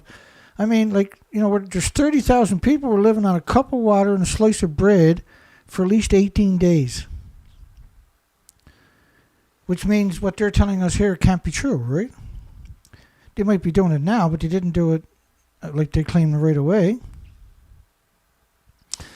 Self-Defense Force equipment was used for the first time to carry employees, telecommunication business operators, and their vehicles as the Self-Defense Forces took up new missions, such as transporting evacuees and goods to shelters and conducting a survey on the roads of the afflicted people. Again, we know that there's communities they didn't reach for at least 25 days. And so the only reason he came up with the story was to cover up what they didn't do, isn't it? It's despicable. It's revolting. The Chief of Staff at the Self-Defense Forces Joint Staff told a regular news conference, we hope to be able to respond effectively in times of even bigger earthquakes. Well, 7 out of 7 is the biggest you can get, which is what they had in Shika, right alongside the nuclear plant, by taking advantage of this experience. There's no evidence anything in that story is true. There's no evidence. And I can guarantee you, I didn't stop for 31 days on this story. I'm still going strong. We're still researching. Which state will store radioactive waste? Although we do know a couple of places where the radioactive waste won't be stored. This is Australia, I think. As the search for solutions continue, expect politicians to kick the radioactive can. Yeah, this is Australia, further down the road. So they're talking about from their nuclear-driven submarines that they don't got, but they got to come up with a solution before they even get their submarines. And expect some weapons-grade NIMBY, not in my backyard, ism, from state and territory leaders if they asked to help out with the radioactive waste. Like, what are you talking about, help out? This is not like you're storing water. You're storing nuclear waste that's splitting atoms. In August of last year, plans to build a new nuclear waste storage facility in Kimba, which the natives who were excluded from the vote ended up launching a lawsuit against them and a court case against them and had it void and annulled, the planned dump that they were going to put on their traditional territorial land, right? They were excluded from voting. As the Griffin University Emeritus Professor and nuclear law expert Ian Lowe put in a conversation piece, the plan was doomed from the start because the government didn't do adequate community consultation before deciding on the spot. What they do is they divide the community, and everywhere you go, and we covered this when it happened, but they divide the community. One community gets all kinds of promises and all kinds of free money, and the other community gets nothing. So you're going to have this divide. And then they're going to have a referendum. And so you know the referendum is going to fail, typically. And so now they got to spend another 5 years researching another place. And the Canadian Nuclear Waste Management Organization, which is the nuclear industry itself, the criminals themselves, that's exactly what they're doing, right? We see it everywhere. All countries do the exact same thing. Startup makes science-fi dream technological breakthrough in the hope of bringing nuclear fusion from the lab to the market. And these pump stories, pump and dump, where they convince people to invest in fusion from their stocks, and then they steal all the money, right? More work is needed to bring this technology into the mainstream, but the possibilities are tantalizing. Spark, this is that we covered them. This startup from United Kingdom. It shouldn't be Spark, it should be Scumbag. Commonwealth Fusion Systems, Spark, is working on a fusion reactor to produce clean, carbon, pollution-free electricity that could be the future of sustainable power. As an MIT technological review, MIT has been promoting nuclear for over 90 years. To extremely high temperatures in the region of 180 million degrees Fahrenheit. And the editors named one of the, which is MIT, this year's 15 climate tech companies to watch. That was just to drive investors there, right? Because there's no way they're going to get their money back if they invest in it. The heat produced, the 180 million degree Fahrenheit temperatures, 180 million degrees Fahrenheit temperatures, will be used to spin turbines to create energy. It could eventually herald the end of polluting dirty fuel that is responsible for increased global temperatures. Okay, so the story is that carbon is responsible for global warming, right? That's the official accepted story, except we don't accept it. Nuclear is the actual reason. Nuclear fallout, it pulses energy at the speed of light every second. I'm going to play this clip in Congress in 2023. And what they're talking about is he's asking Congress and senators, how much carbon do they think is in the environment? It's quite revealing, actually. I'm going to have to check the volume. If it's wrong, I'm going to jack the volume up on my end. So here we go. Panelists, what percent of our atmosphere is CO2? Let me do that again. Panelists, what percent of our atmosphere is CO2? Repeat that question. What percent of our atmosphere is CO2, carbon dioxide? About 5%. 5? We'll go 7. That's my favorite number. I'll see their 5 and suggest that we know that transportation causes 49% of CO2, so that's why we're all working on energy transition. All right. So what number do you think it is? 5. 5. Do you have one, Mr. Boyd? So we got a 5, 7, 8. I'm going to get the high end. All right. The answer is 0.04%. Not 1%, not half of a percent. It's 0.04%. It's gone up from 0.03 over the last couple of decades. This is what we're being all contorted into doing, is this tiny change in CO2. If we get below 0.02, plant life starts dying.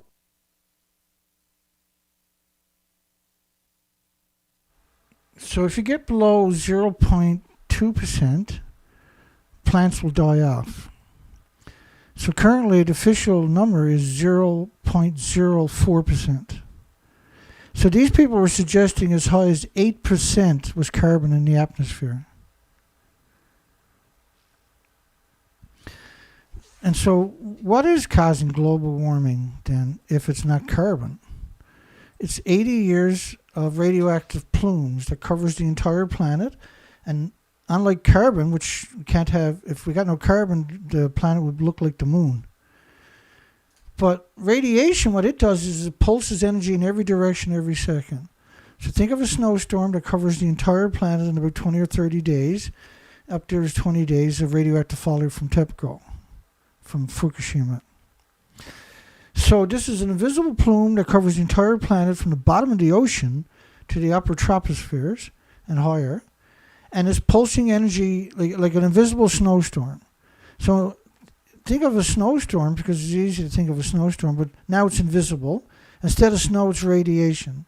Except it's much closer than snow would be falling out, right? So it's pulsing energy, the gammas, the alphas, the neutrons, the betas. And they don't mix together. When they hit each other, they change direction. And they're pulsing energy almost at the speed of light. So there's this braking effect. A Bremsstrahlung, German word, a Bremsstrahlung effect. And this is known as an X-ray. And so this causes full-body X-rays for everybody, and particularly the species in the insects and forest and that, and birds and everything else. And so we got 80 years of this going on. That's global warming, see? And that kills the bacteria and the fungus in your forest. And now your forests don't soak up water anymore. And not only that, without the bacteria and the fungus, you can't support the ecosystem, the biota, which would break down the foliage and the litter. And so now you have all this, everything dries out because it doesn't soak up water anymore. And this is why you're getting all these flash floods post-Fukushima. You're having these massive flash floods because the earth doesn't soak up the water anymore because you kill the bacteria and the fungus through this massive amount of radioactive fallout. And what happens is you get lightning strikes after so long, and you have all this foliage and litter that didn't break down, but is very, very dry. And so when that catches fire, it wafles up, it travels a mile or 1,000 feet or whatever, and it settles down. It's still a great big fire. And so this is why the forest fires run away. And by the way, the forest sequesters the radiation fallout for 80 years. And so when you set it on fire, you liberate the radiation back into the environment. It's very destructive. It's very insidious. And they were aware of this. They were completely, unequivocally aware of these attributes in the early inceptions of the nuclear industry. This is a model of the Xenon-133.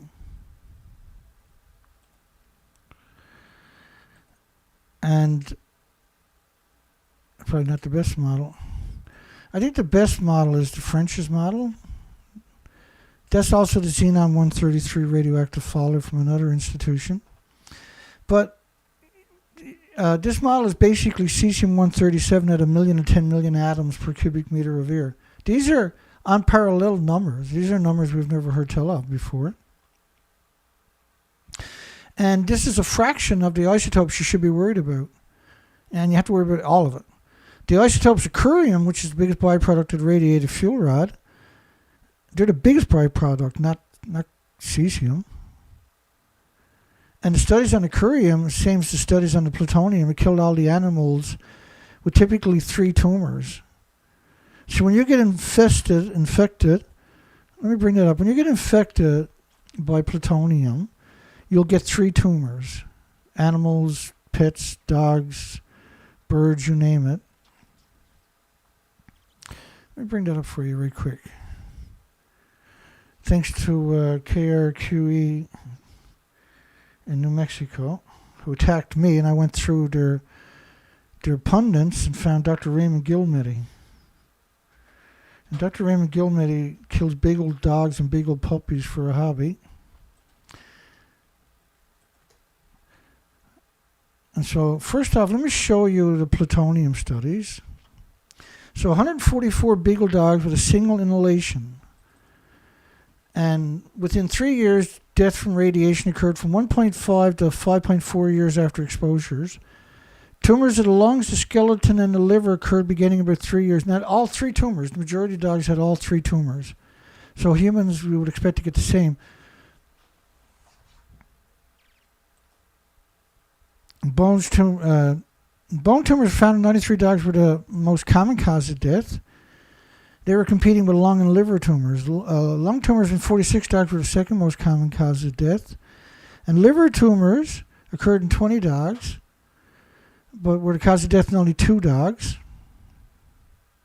And there's one piece missing from that. Hang on.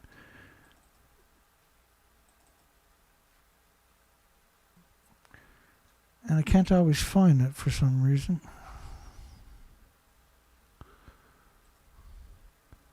Except for today. Bone tumors were found in 46 dogs. Lung tumors in 46 dogs, the second most common cause of death. Liver tumors in 20 dogs were the cause of death in only 2 dogs. Occurred later than the tumors in the bones and the lungs. In other words, they got 3 tumors. Tumors in the lungs, tumors in the bones, and tumors in the liver. Tumors in these 3 organs often occurred in the same animal and were competing causes of death, and that the findings in the dogs suggest that similar dose-related biological effects could be expected in humans accidentally exposed to 238 plutonium.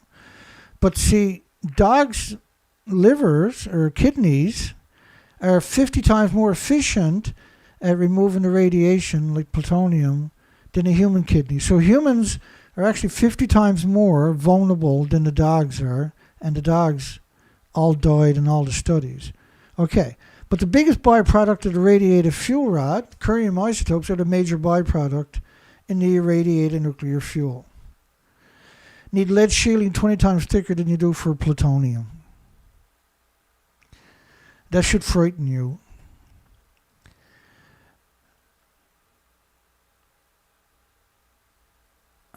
Back to the fusion story.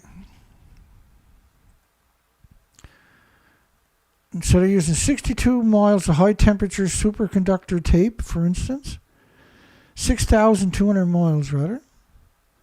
So they use all the precious metals you can get your hands on the entire planet, and they throw it away on an experiment, instead of using it for wonderful applications for humanity. And these things, like, you're talking pressure cookers at 180 million degrees Celsius, 300 million degrees Fahrenheit temperatures. And the pressure we're talking about is enormous, by the way. Now, the reason fusion works on the sun is because the sun can expel the excess energy millions of miles into space in a heartbeat, right? But on Earth, we can't do that. We don't have those luxuries, see? And so rather than just, like, the only issue with geothermal is the drill bits. And so there's other solutions now showing up this year in mass production. Say 25,000 psi water jets that will cut through the rocks, the hot rocks that are hard on the drill bits at certain depths, right? So they can use water jets at 25,000 psi to slice through it. Then they use pneumatic hammers, water-driven hammers, or air-driven hammers even, to pound those splinters into small pieces. And then the drill bit can just make its way down. And these techniques can drill 4, 5, 6, 7, 8 times quicker than conventional drills, which like to use for oil platforms and that, right? And so the thing is, once you get down to several miles, you're 600, 700, 800 degree Fahrenheit temperatures. Now you go down another mile, you're in 1,000 degree Fahrenheit temperatures, which is hotter than gas, oil, coal, and nuclear, see? And so geothermal can replace everything. You just leave the rest of the infrastructure there, build your geothermal when it's finished in 12 months or something, turn off the gas, oil, coal, and nuclear, and turn on your geothermal and walk away for 50 or 100 years. It's completely benign, right? And closed circuit. It's the best thing imaginable, and it's available under everybody's feet no matter where you're to on the planet. And the thing that's holding us back is a bunch of things. Universities won't touch it. There's a scatter one. They'll get money, so they'll play with it. But it's just to screw you over. And so if it wasn't for private companies, it wouldn't exist at all. Now, Google just created a geothermal plant for 2,800 homes, but it's not used for the homes. It's used for data centers, for computers. So the technology is good to go. They've been using it for hundreds of years on top of that. But any community can build their own geothermal plant. Every community can do it, and the whole plant can exist in somebody's back garden. Right, the amount of drilling you're going to do is equal to someone's back garden, for instance. So it's not going to take up a very big footprint, and every community can have their own geothermal. And it's basically $5 million. Now, this was last year's number, and the price is always coming down. So last year was $5 million for 1,000 homes, basically. So how long is it going to take 1,000 homes to pay off $5 million? And then be able to have cheap energy for the rest of their life, so to speak, right? And then there's grants available, subsidies and everything else. And not only that, the reason it's costing that much is because the artificial inflation, right, caused by United Nations after the Russia-Ukraine staged event. That's a staged war, right? And that drove up the price of commodities worldwide, because United Nations told everybody they couldn't buy anything from the only country that had large quantities of those commodities, like gas, oil, and coal, and nuclear fuel, for instance. That they didn't put embargoes against, but the embargo against gas, oil, and coal. And so that caused this incredible inflation that ran away. And, right, it affected other countries too, of course. But all the United Nations countries wouldn't buy anything from Russia and had no way of replacing it. So these people should have been fired. You didn't hire your government to not provide you with the commodities, which made it more expensive now to do the geothermal, solar, and wind, and the other renewable sources, and storage. Like, there's so many storages for renewables, and batteries is the worst one you would ever choose. It's the last one you should choose, because there's water batteries where you build 2 reservoirs and you pump water up to the top one, and when you need it with excess energy for solar and wind and everything else, you let it come back down. But another one you can do anywhere, or you can do both of them together, is compressed air storage. You can actually buy windmills that compress air, and then the air is stored in caverns underground, just mine shafts. And you can drill these tunnels out. That technology is obsolete. Everybody can do it. You don't need any extra engineering degrees to work on these facilities, to build these facilities. And they're basically self-running. They're hassle-free. They're very cheap to run. And you can run them for at least 5, 6, 7 decades and not expect any kind of fatigue in the materials. So the tape is being used for the powerful electromagnetics, 6,200 miles of it, recorded and processed, but it's not even guaranteed the magnets will work as expected for the fusion. Because you still need to be cooled to minus 200 degrees, or about 328 degree minus Fahrenheit.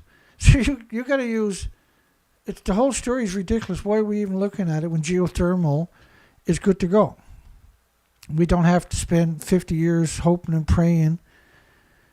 We can just go ahead and that's the solution is ready to go, is geothermal. Why are we looking at anything else? Wind and solar could follow up, but build geothermal first. And use wind and solar for peak power times to, if you have a growth in your community, you can add in wind and solar or extra geothermal. You can drill it anywhere. So the reality of the fusion is that there's no guarantee the magnets will work. The magnets are going to contain the 300 million degree Fahrenheit temperatures. Well, we can't get that to work. Why would you even try? Why are you wasting your time on something like that? Obviously, it's not for the benefits that you're claiming, right? And it chews up all the academics and resources, tens of thousands of scientists, will spend their entire life working on this and with no expectations of it succeeding. So if you take that brain power and to come up with solutions for storage, make it easier, and come up with solutions for geothermal to make it even better, or take them to put in work on how to clean up Fukushima, how to clean up Chernobyl, how to clean up 3 Mile Island, how to clean up Santa Susana, how to clean up Mayak, how to clean up all the nuclear waste sites. You can take, like, the list goes on and on. We're just throwing our resources off a cliff into a never-ending pit by looking at nuclear. Nuclear is the scumbag industry of scumbags.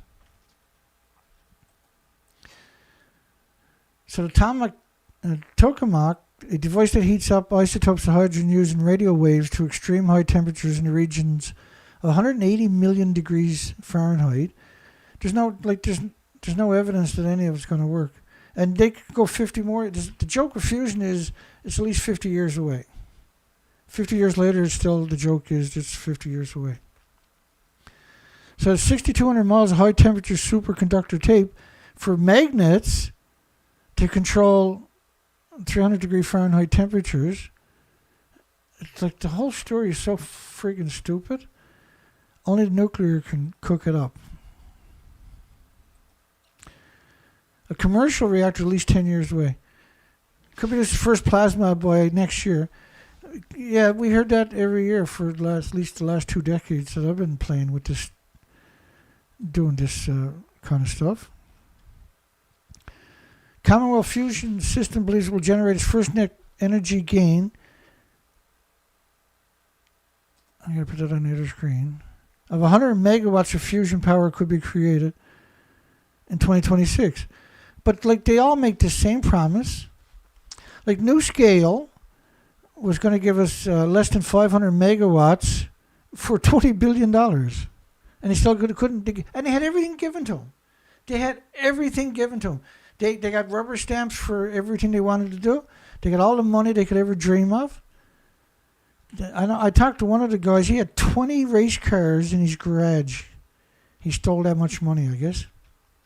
He was bragging to me, right? He said he had 20 classic restored cars or race cars in his garage. He named them all after me, bragging, right? These scumbags like Calm Down Charlie have stalked me for many, many years. Well, Charlie's been around for over a decade. Holtec U.S. company unveils a power plant design combining nuclear and solar energy. Nuclear and solar. Why the hell is Holtec, which just got a massive fine for criminal things that it's done, it's not his first time. So this is one of their renditions of their small modular reactor that doesn't exist. A mock-up of Holtec's small modular reactor 300 plant.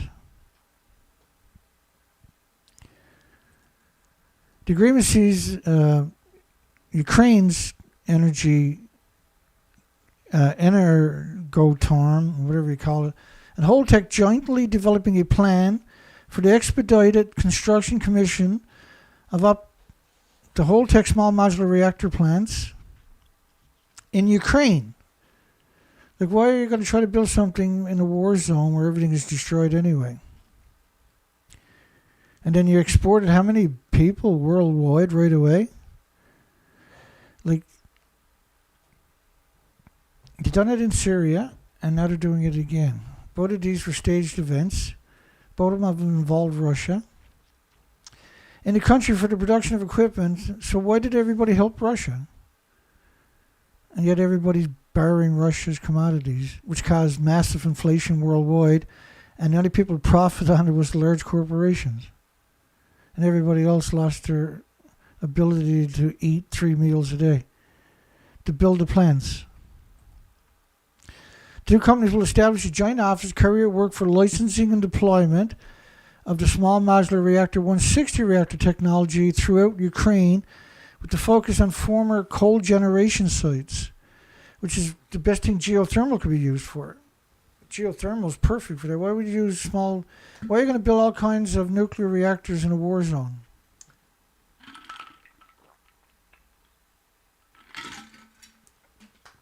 Have you done enough damage to humanity and 8 million species?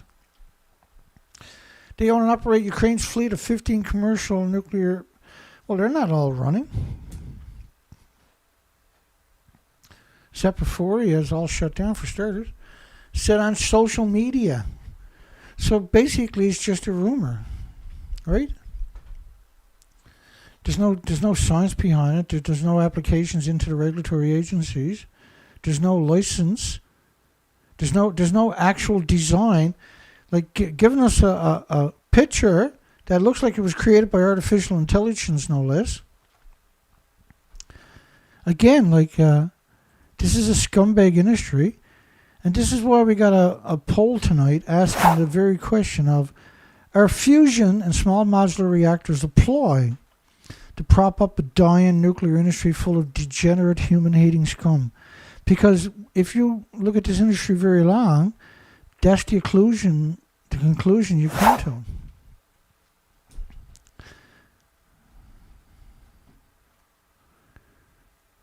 And here's another one of their designs. Oh, that's so pretty. Look at that. I want one of them in my backyard. Again, this is nonsense. If they did build one, it'll never going to look like that. I can guarantee it, right? And New Scale they came out one looked like an ice cream bucket turned upside down, cut in two. But Holtec is Chris Singh, and he's despicable human. He's a despicable human. Wives of the Russian soldiers rally in Moscow, demanding the husband's return. That's what Mother's Day used to be, right? Mother's Day used to be once a year. So the militaries would come into the little towns and they would just take the 16-year-old and older, right, away, and they would never return. And so the mothers, once a year on Mother's Day, they would go out and protest all day long, walk down the streets, and they wanted to find out what happened to their children, right? And they used to let them do it. And that was originally what Mother's Day is. And then the industry turned it into a commercialized thing. So you forgot about that because the military is still active, right? The weapons producers are still gouging your countries. And they turned it into appreciate your Mother Day, right? Instead of what the real true meaning of it was, what happened to my loved ones that you stole from us. And back in them days, of course, you needed the child, because you would have a lot of children because not all of them would survive. And the children was very important, right? They would chop wood, they would do hunting, they would fetch water, they would farm the land and take care of the animals. And without them, you couldn't grow old because you would bust yourself up, right?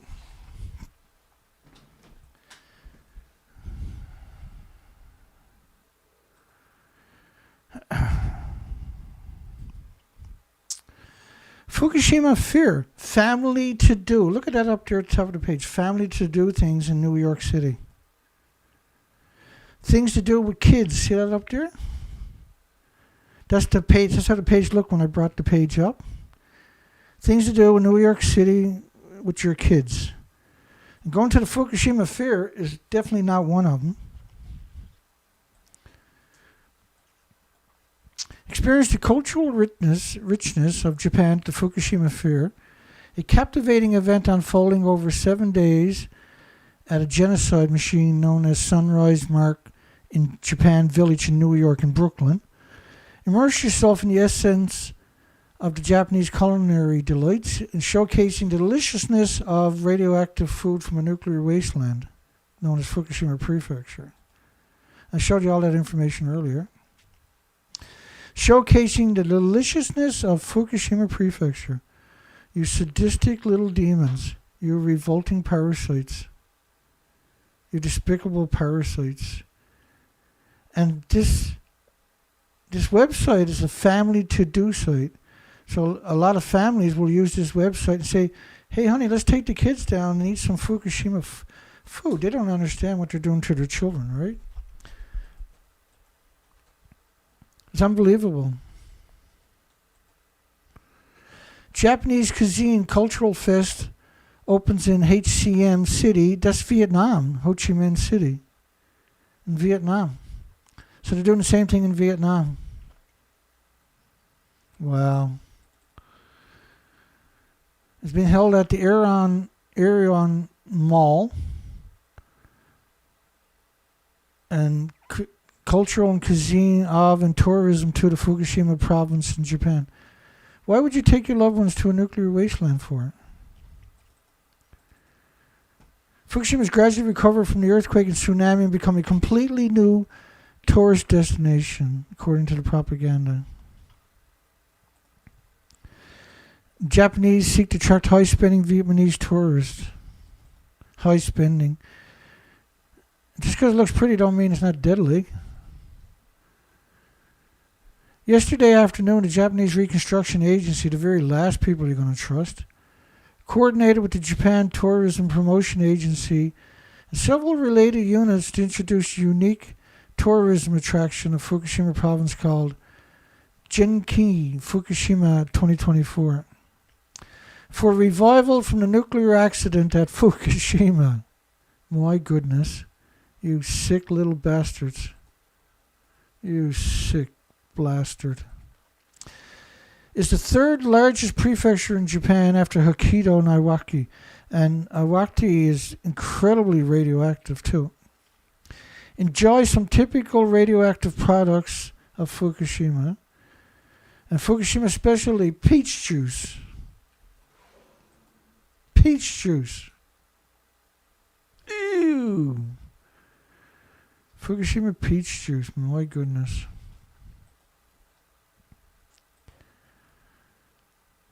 Let me see if I can find it. I'm not feeling lucky this time, though. I'm not sure where I put it. I know it's in another section I got there, but...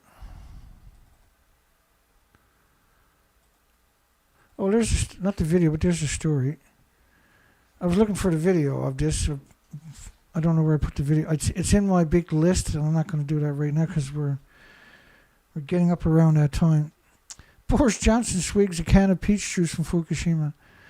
What Boris done was, last year, he removed, before he got ousted, he removed the restrictions on food from Fukushima.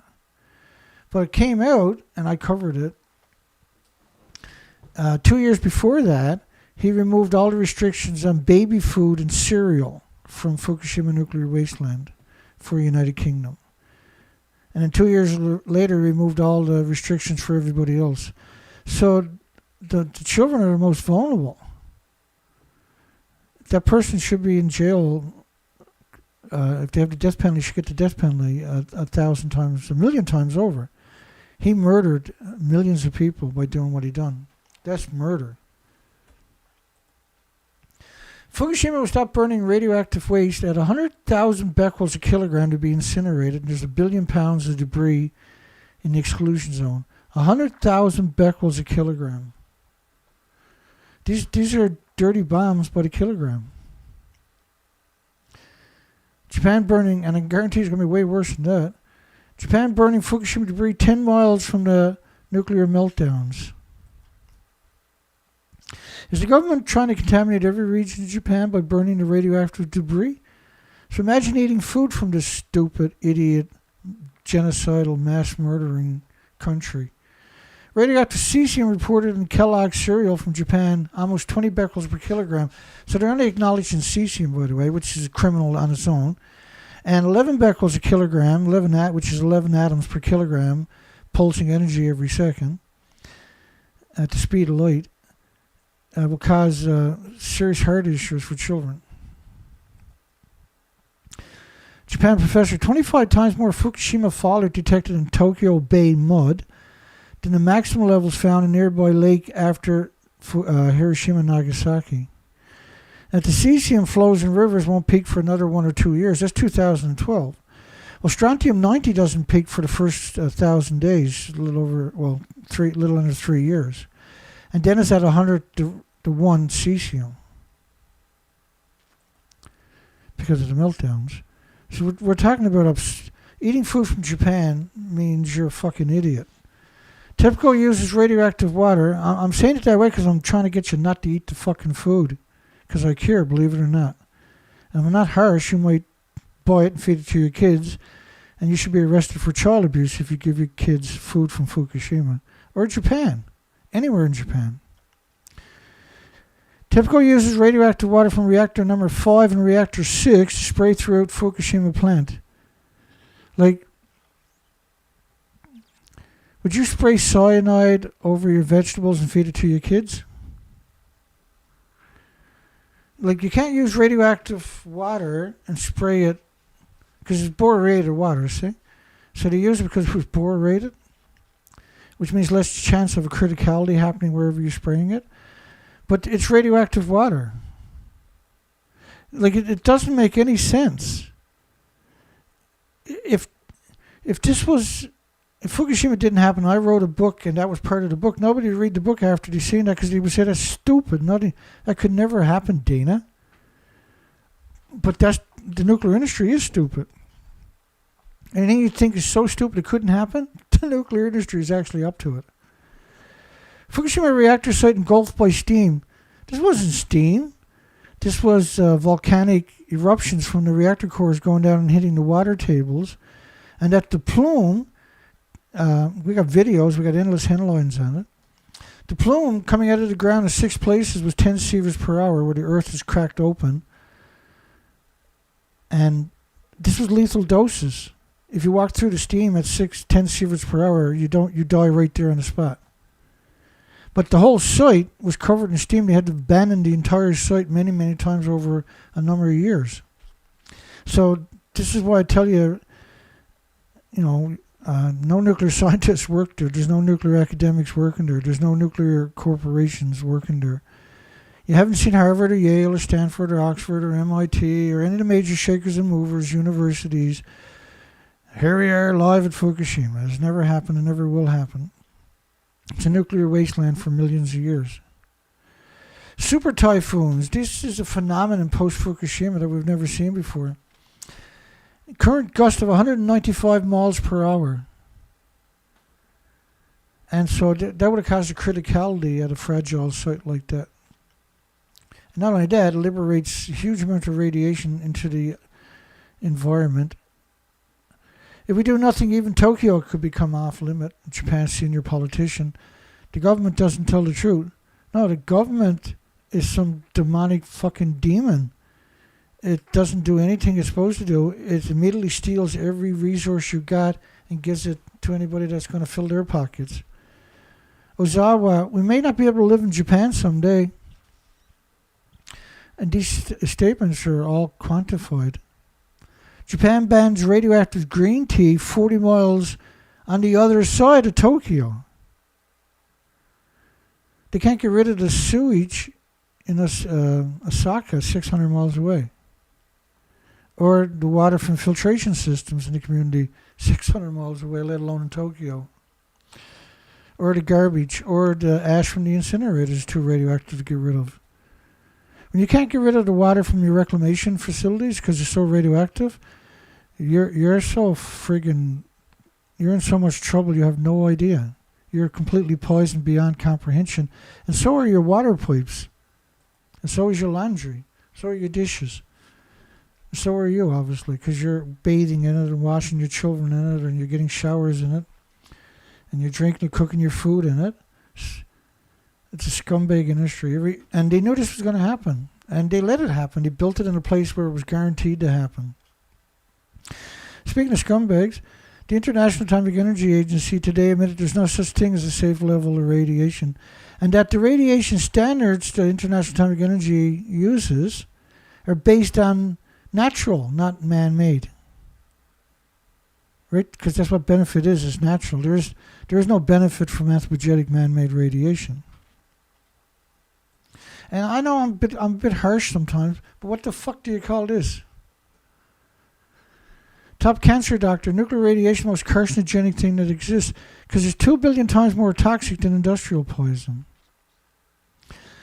Reports highly significant quality of fission products are flushed into the environment by water used in the Fukushima molten fuel, including plutonium and curium. which is way worse, is 20 times worse than plutonium. And radioactivity recirculate for many generations in the ocean food chain. The meat content will increase with time. They expect whales to be 1,000 becquerels a kilogram by the 6th year. This is why you've seen them showing up emaciated, because they have leukemia. They're producing more white blood cells than red blood cells. That's called leukemia, see? Post-Fukushima report concern over plutonium and uranium being deposited reconcentrated far away. Isotopes transferred to land via sea spray, aerosols, flooding. And so the ocean picks up tens of thousands of miles of rain clouds every day. And so picking up the radiation that way. And that brings it in when it hits the mountains, then it loses the majority of its payloads before it can go over the mountains. That washes back down through your estuaries, your streams, your rivers, your lakes. And that annihilates the species. It also destroys the glaciers. And so now the glaciers, now you don't have glaciers for most of the mountains, particularly in Canada. You have snowpack in the winter.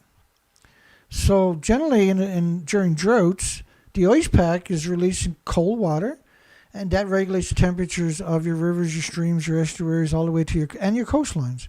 Anyway, right? But during droughts, it'll release more, and that'll raise the levels up enough for the migratory fish to climb back up the river and spawn.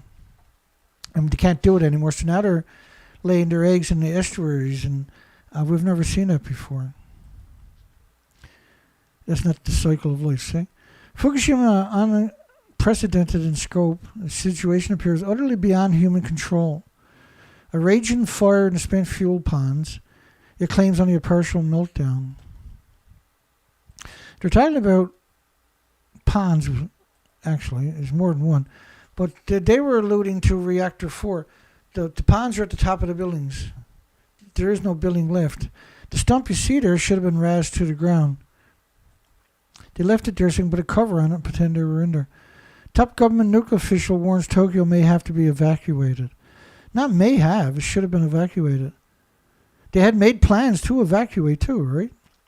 Americium-241 plutonium detected in all soil samples off the Fukushima coast. TEPCO claims it's not coming from the meltdown. How can you deny that? Even today, the International Atomic Energy Agency is saying nothing got out of there. You can see why Calm Down Charlie is stalking me for over 12 years. Curium-241-244 to blame for spontaneous nuclear fission of Reactor 2, not uranium. So now they're talking about spontaneous nuclear fission of Reactor 2, where it currently says they're going to go in and retrieve the fuel. Well, but bear with me, I'm going to show you how crazy this industry actually is. We're almost finished for today. This story never finishes, unfortunately. Press conference, nuclear fission may also be happening in Reactor 1 and 3, and curium is mentioned again as a neutron source. Very high concentrations of hot particles in the Pacific Northwest during April, including plutonium and americium. Very high concentrations. And they're talking about plutonium and americium in that one. And I show the French models because it shows you how the plume works over a short period of time. So this model is based on 16 days from the French government at 1 million to 10 million atoms of cesium-137 per cubic meter of air. So here, have a look at Reactor 4. That's 2013. Now here's Reactor 4, 2014 with the media in 2013. This is the official picture in the beginning of 2013. So the fuel pools are at the very top of the buildings. So what you're seeing there, they got to be above it to look down on the fuel pool on top of that. It's simply evil. That's the only way you can describe it.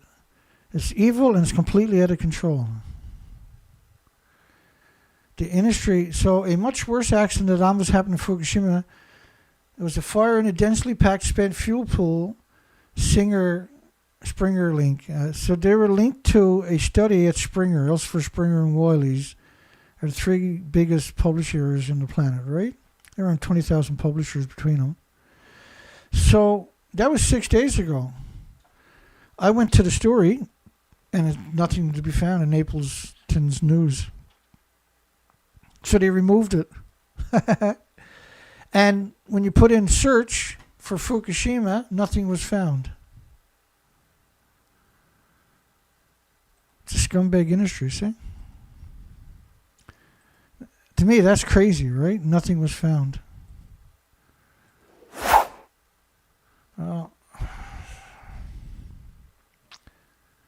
The Jerusalem Post put out a story about Australia nuclear and then had an advertisement for the Holocaust.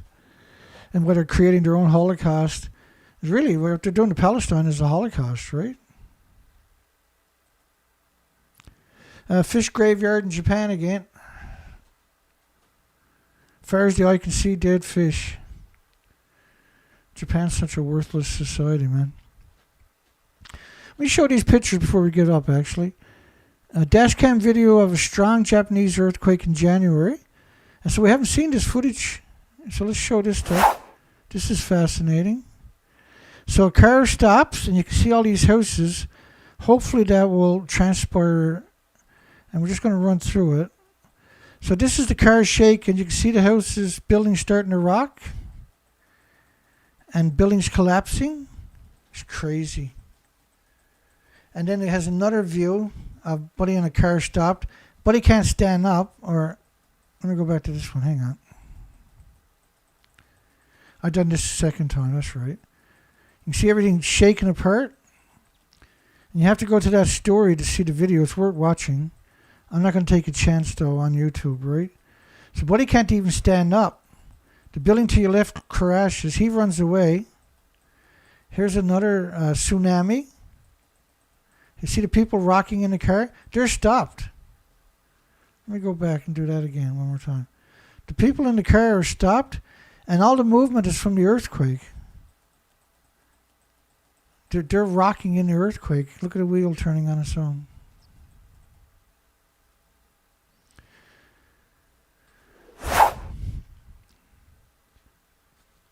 Might as well finish this out.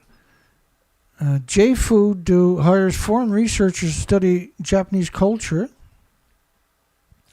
And they're in Okuma. And they're also in Nami. Let me find it here. Because you couldn't highlight anything on this site. Yeah, Okuma and Nami. These are both notorious nuclear wastelands. Nami, they opened it up after 7 years. It's 7 kilometers away. And they can't justify opening that community. Only 15% of people were stupid enough to move back there. I shouldn't call them stupid. They were just complacent. And they bought into the lies, right? And now they're victims.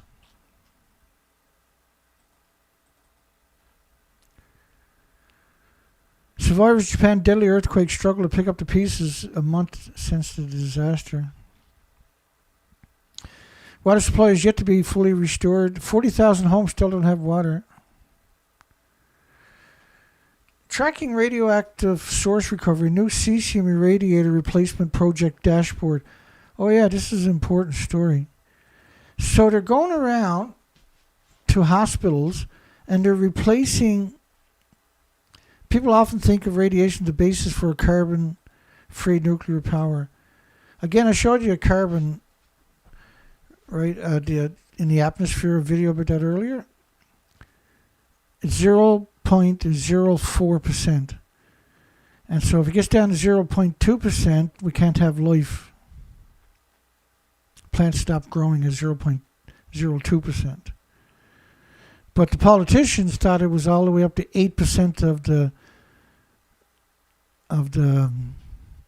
atmosphere was carbon. But it's just barely above life-sustaining numbers. Your problem is radioactive fallout. People often think of radiation, but radiation saves lives. No, radiation kills. That's what radiation does in the hospitals too. Radiation, that's especially true in hospitals where professionals use nuclear medicine to make diagnoses. They can't treat medical conditions, and to sterilize equipment means you're radiating the equipment. It's despicable. It's really despicable that you do that in hospitals. If it's so good, why are they getting rid of it all? Such medical treatment includes radioisotopes and irradiators used to treat donated blood, which really irks me forever, that they irradiate people's blood and puts it in their bodies. It's despicable. Every time you look at this industry, they got alternatives to cesium-137. Despite their many useful applications, inherent risks still exist with the use of radioactive materials of cesium. Materials could be used as radiological dispersal devices or dirty bombs. They've never been done that way before. Friggin' fear-mongering. And technology has progressed, and alternatives now exist that can irradiate blood to achieve the same result without the need for cesium-137. So I'm very worried about what they're going to be using. Who knows what they're going to be using? I'm sure it's going to be worse. As the medical community seeks to replace blood irradiators with non-radioactive alternatives. Non-radioactive alternatives. We've talked about this a lot over the years. There's many other sources to radiation, many other solutions rather than radiation. So they're trying to claw back the cesium-137 that they're using in hospitals and x-rays machines and everything else to radioactive stuff, and transition to non-radioactive alternatives for x-rays, for blood irradiations, for food irradiations. The industry has totally destroyed the human experience, right? It's a scumbag. That's a great story. There's a lot to be gleaned from that story. Small modular reactors do not solve the many problems of nuclear, NGO says. We're going to pick up on that story tomorrow. That's where we're going to pick up tomorrow. Let me get rid of this pile that we got through tonight so I can find my way tomorrow. Just bear with me because I know we're way over limit now. We're not that far over it, I'm sure. Oh, we still had a lot to get through. Holy smokeroos.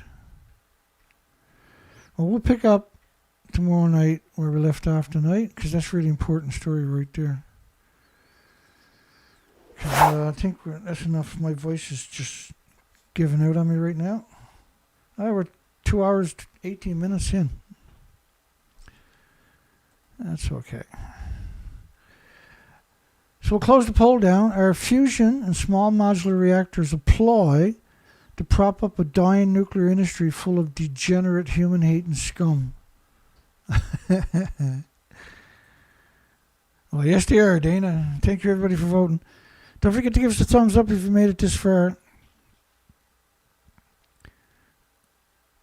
And we'll see everybody tomorrow night. We'll pick up here.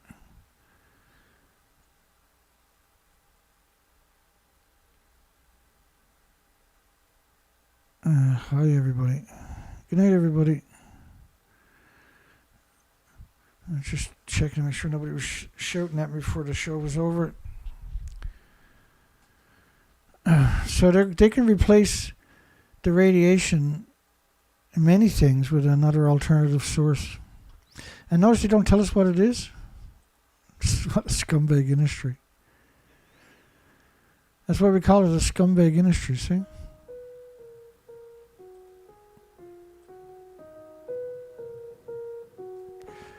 Yeah, we'll end it right here. 2 hours, 20 minutes. Hey, everybody. Hugs for everybody. Don't forget to give us a thumbs up if you're watching this tonight or tomorrow. Please try to watch my video in the first 12 hours because Google is making my videos longer after 12 hours. My videos will magically get about 5, 6 seconds longer. And, yeah, I don't know where Stinkfoot's to. He's originally from the UK, right? He's a piece of shit. If they're nuclear, they're a piece of shit anyway. If they're from the United Kingdom, they're a turd. We've dealt with Stinkfoot before. I'm not worried about him. Have a great night. Hugs for everybody. Thank you, everybody, for finding time, the energy, and the courage to hear the truth. It means a lot. I'll see everybody tomorrow night. Take care, folks.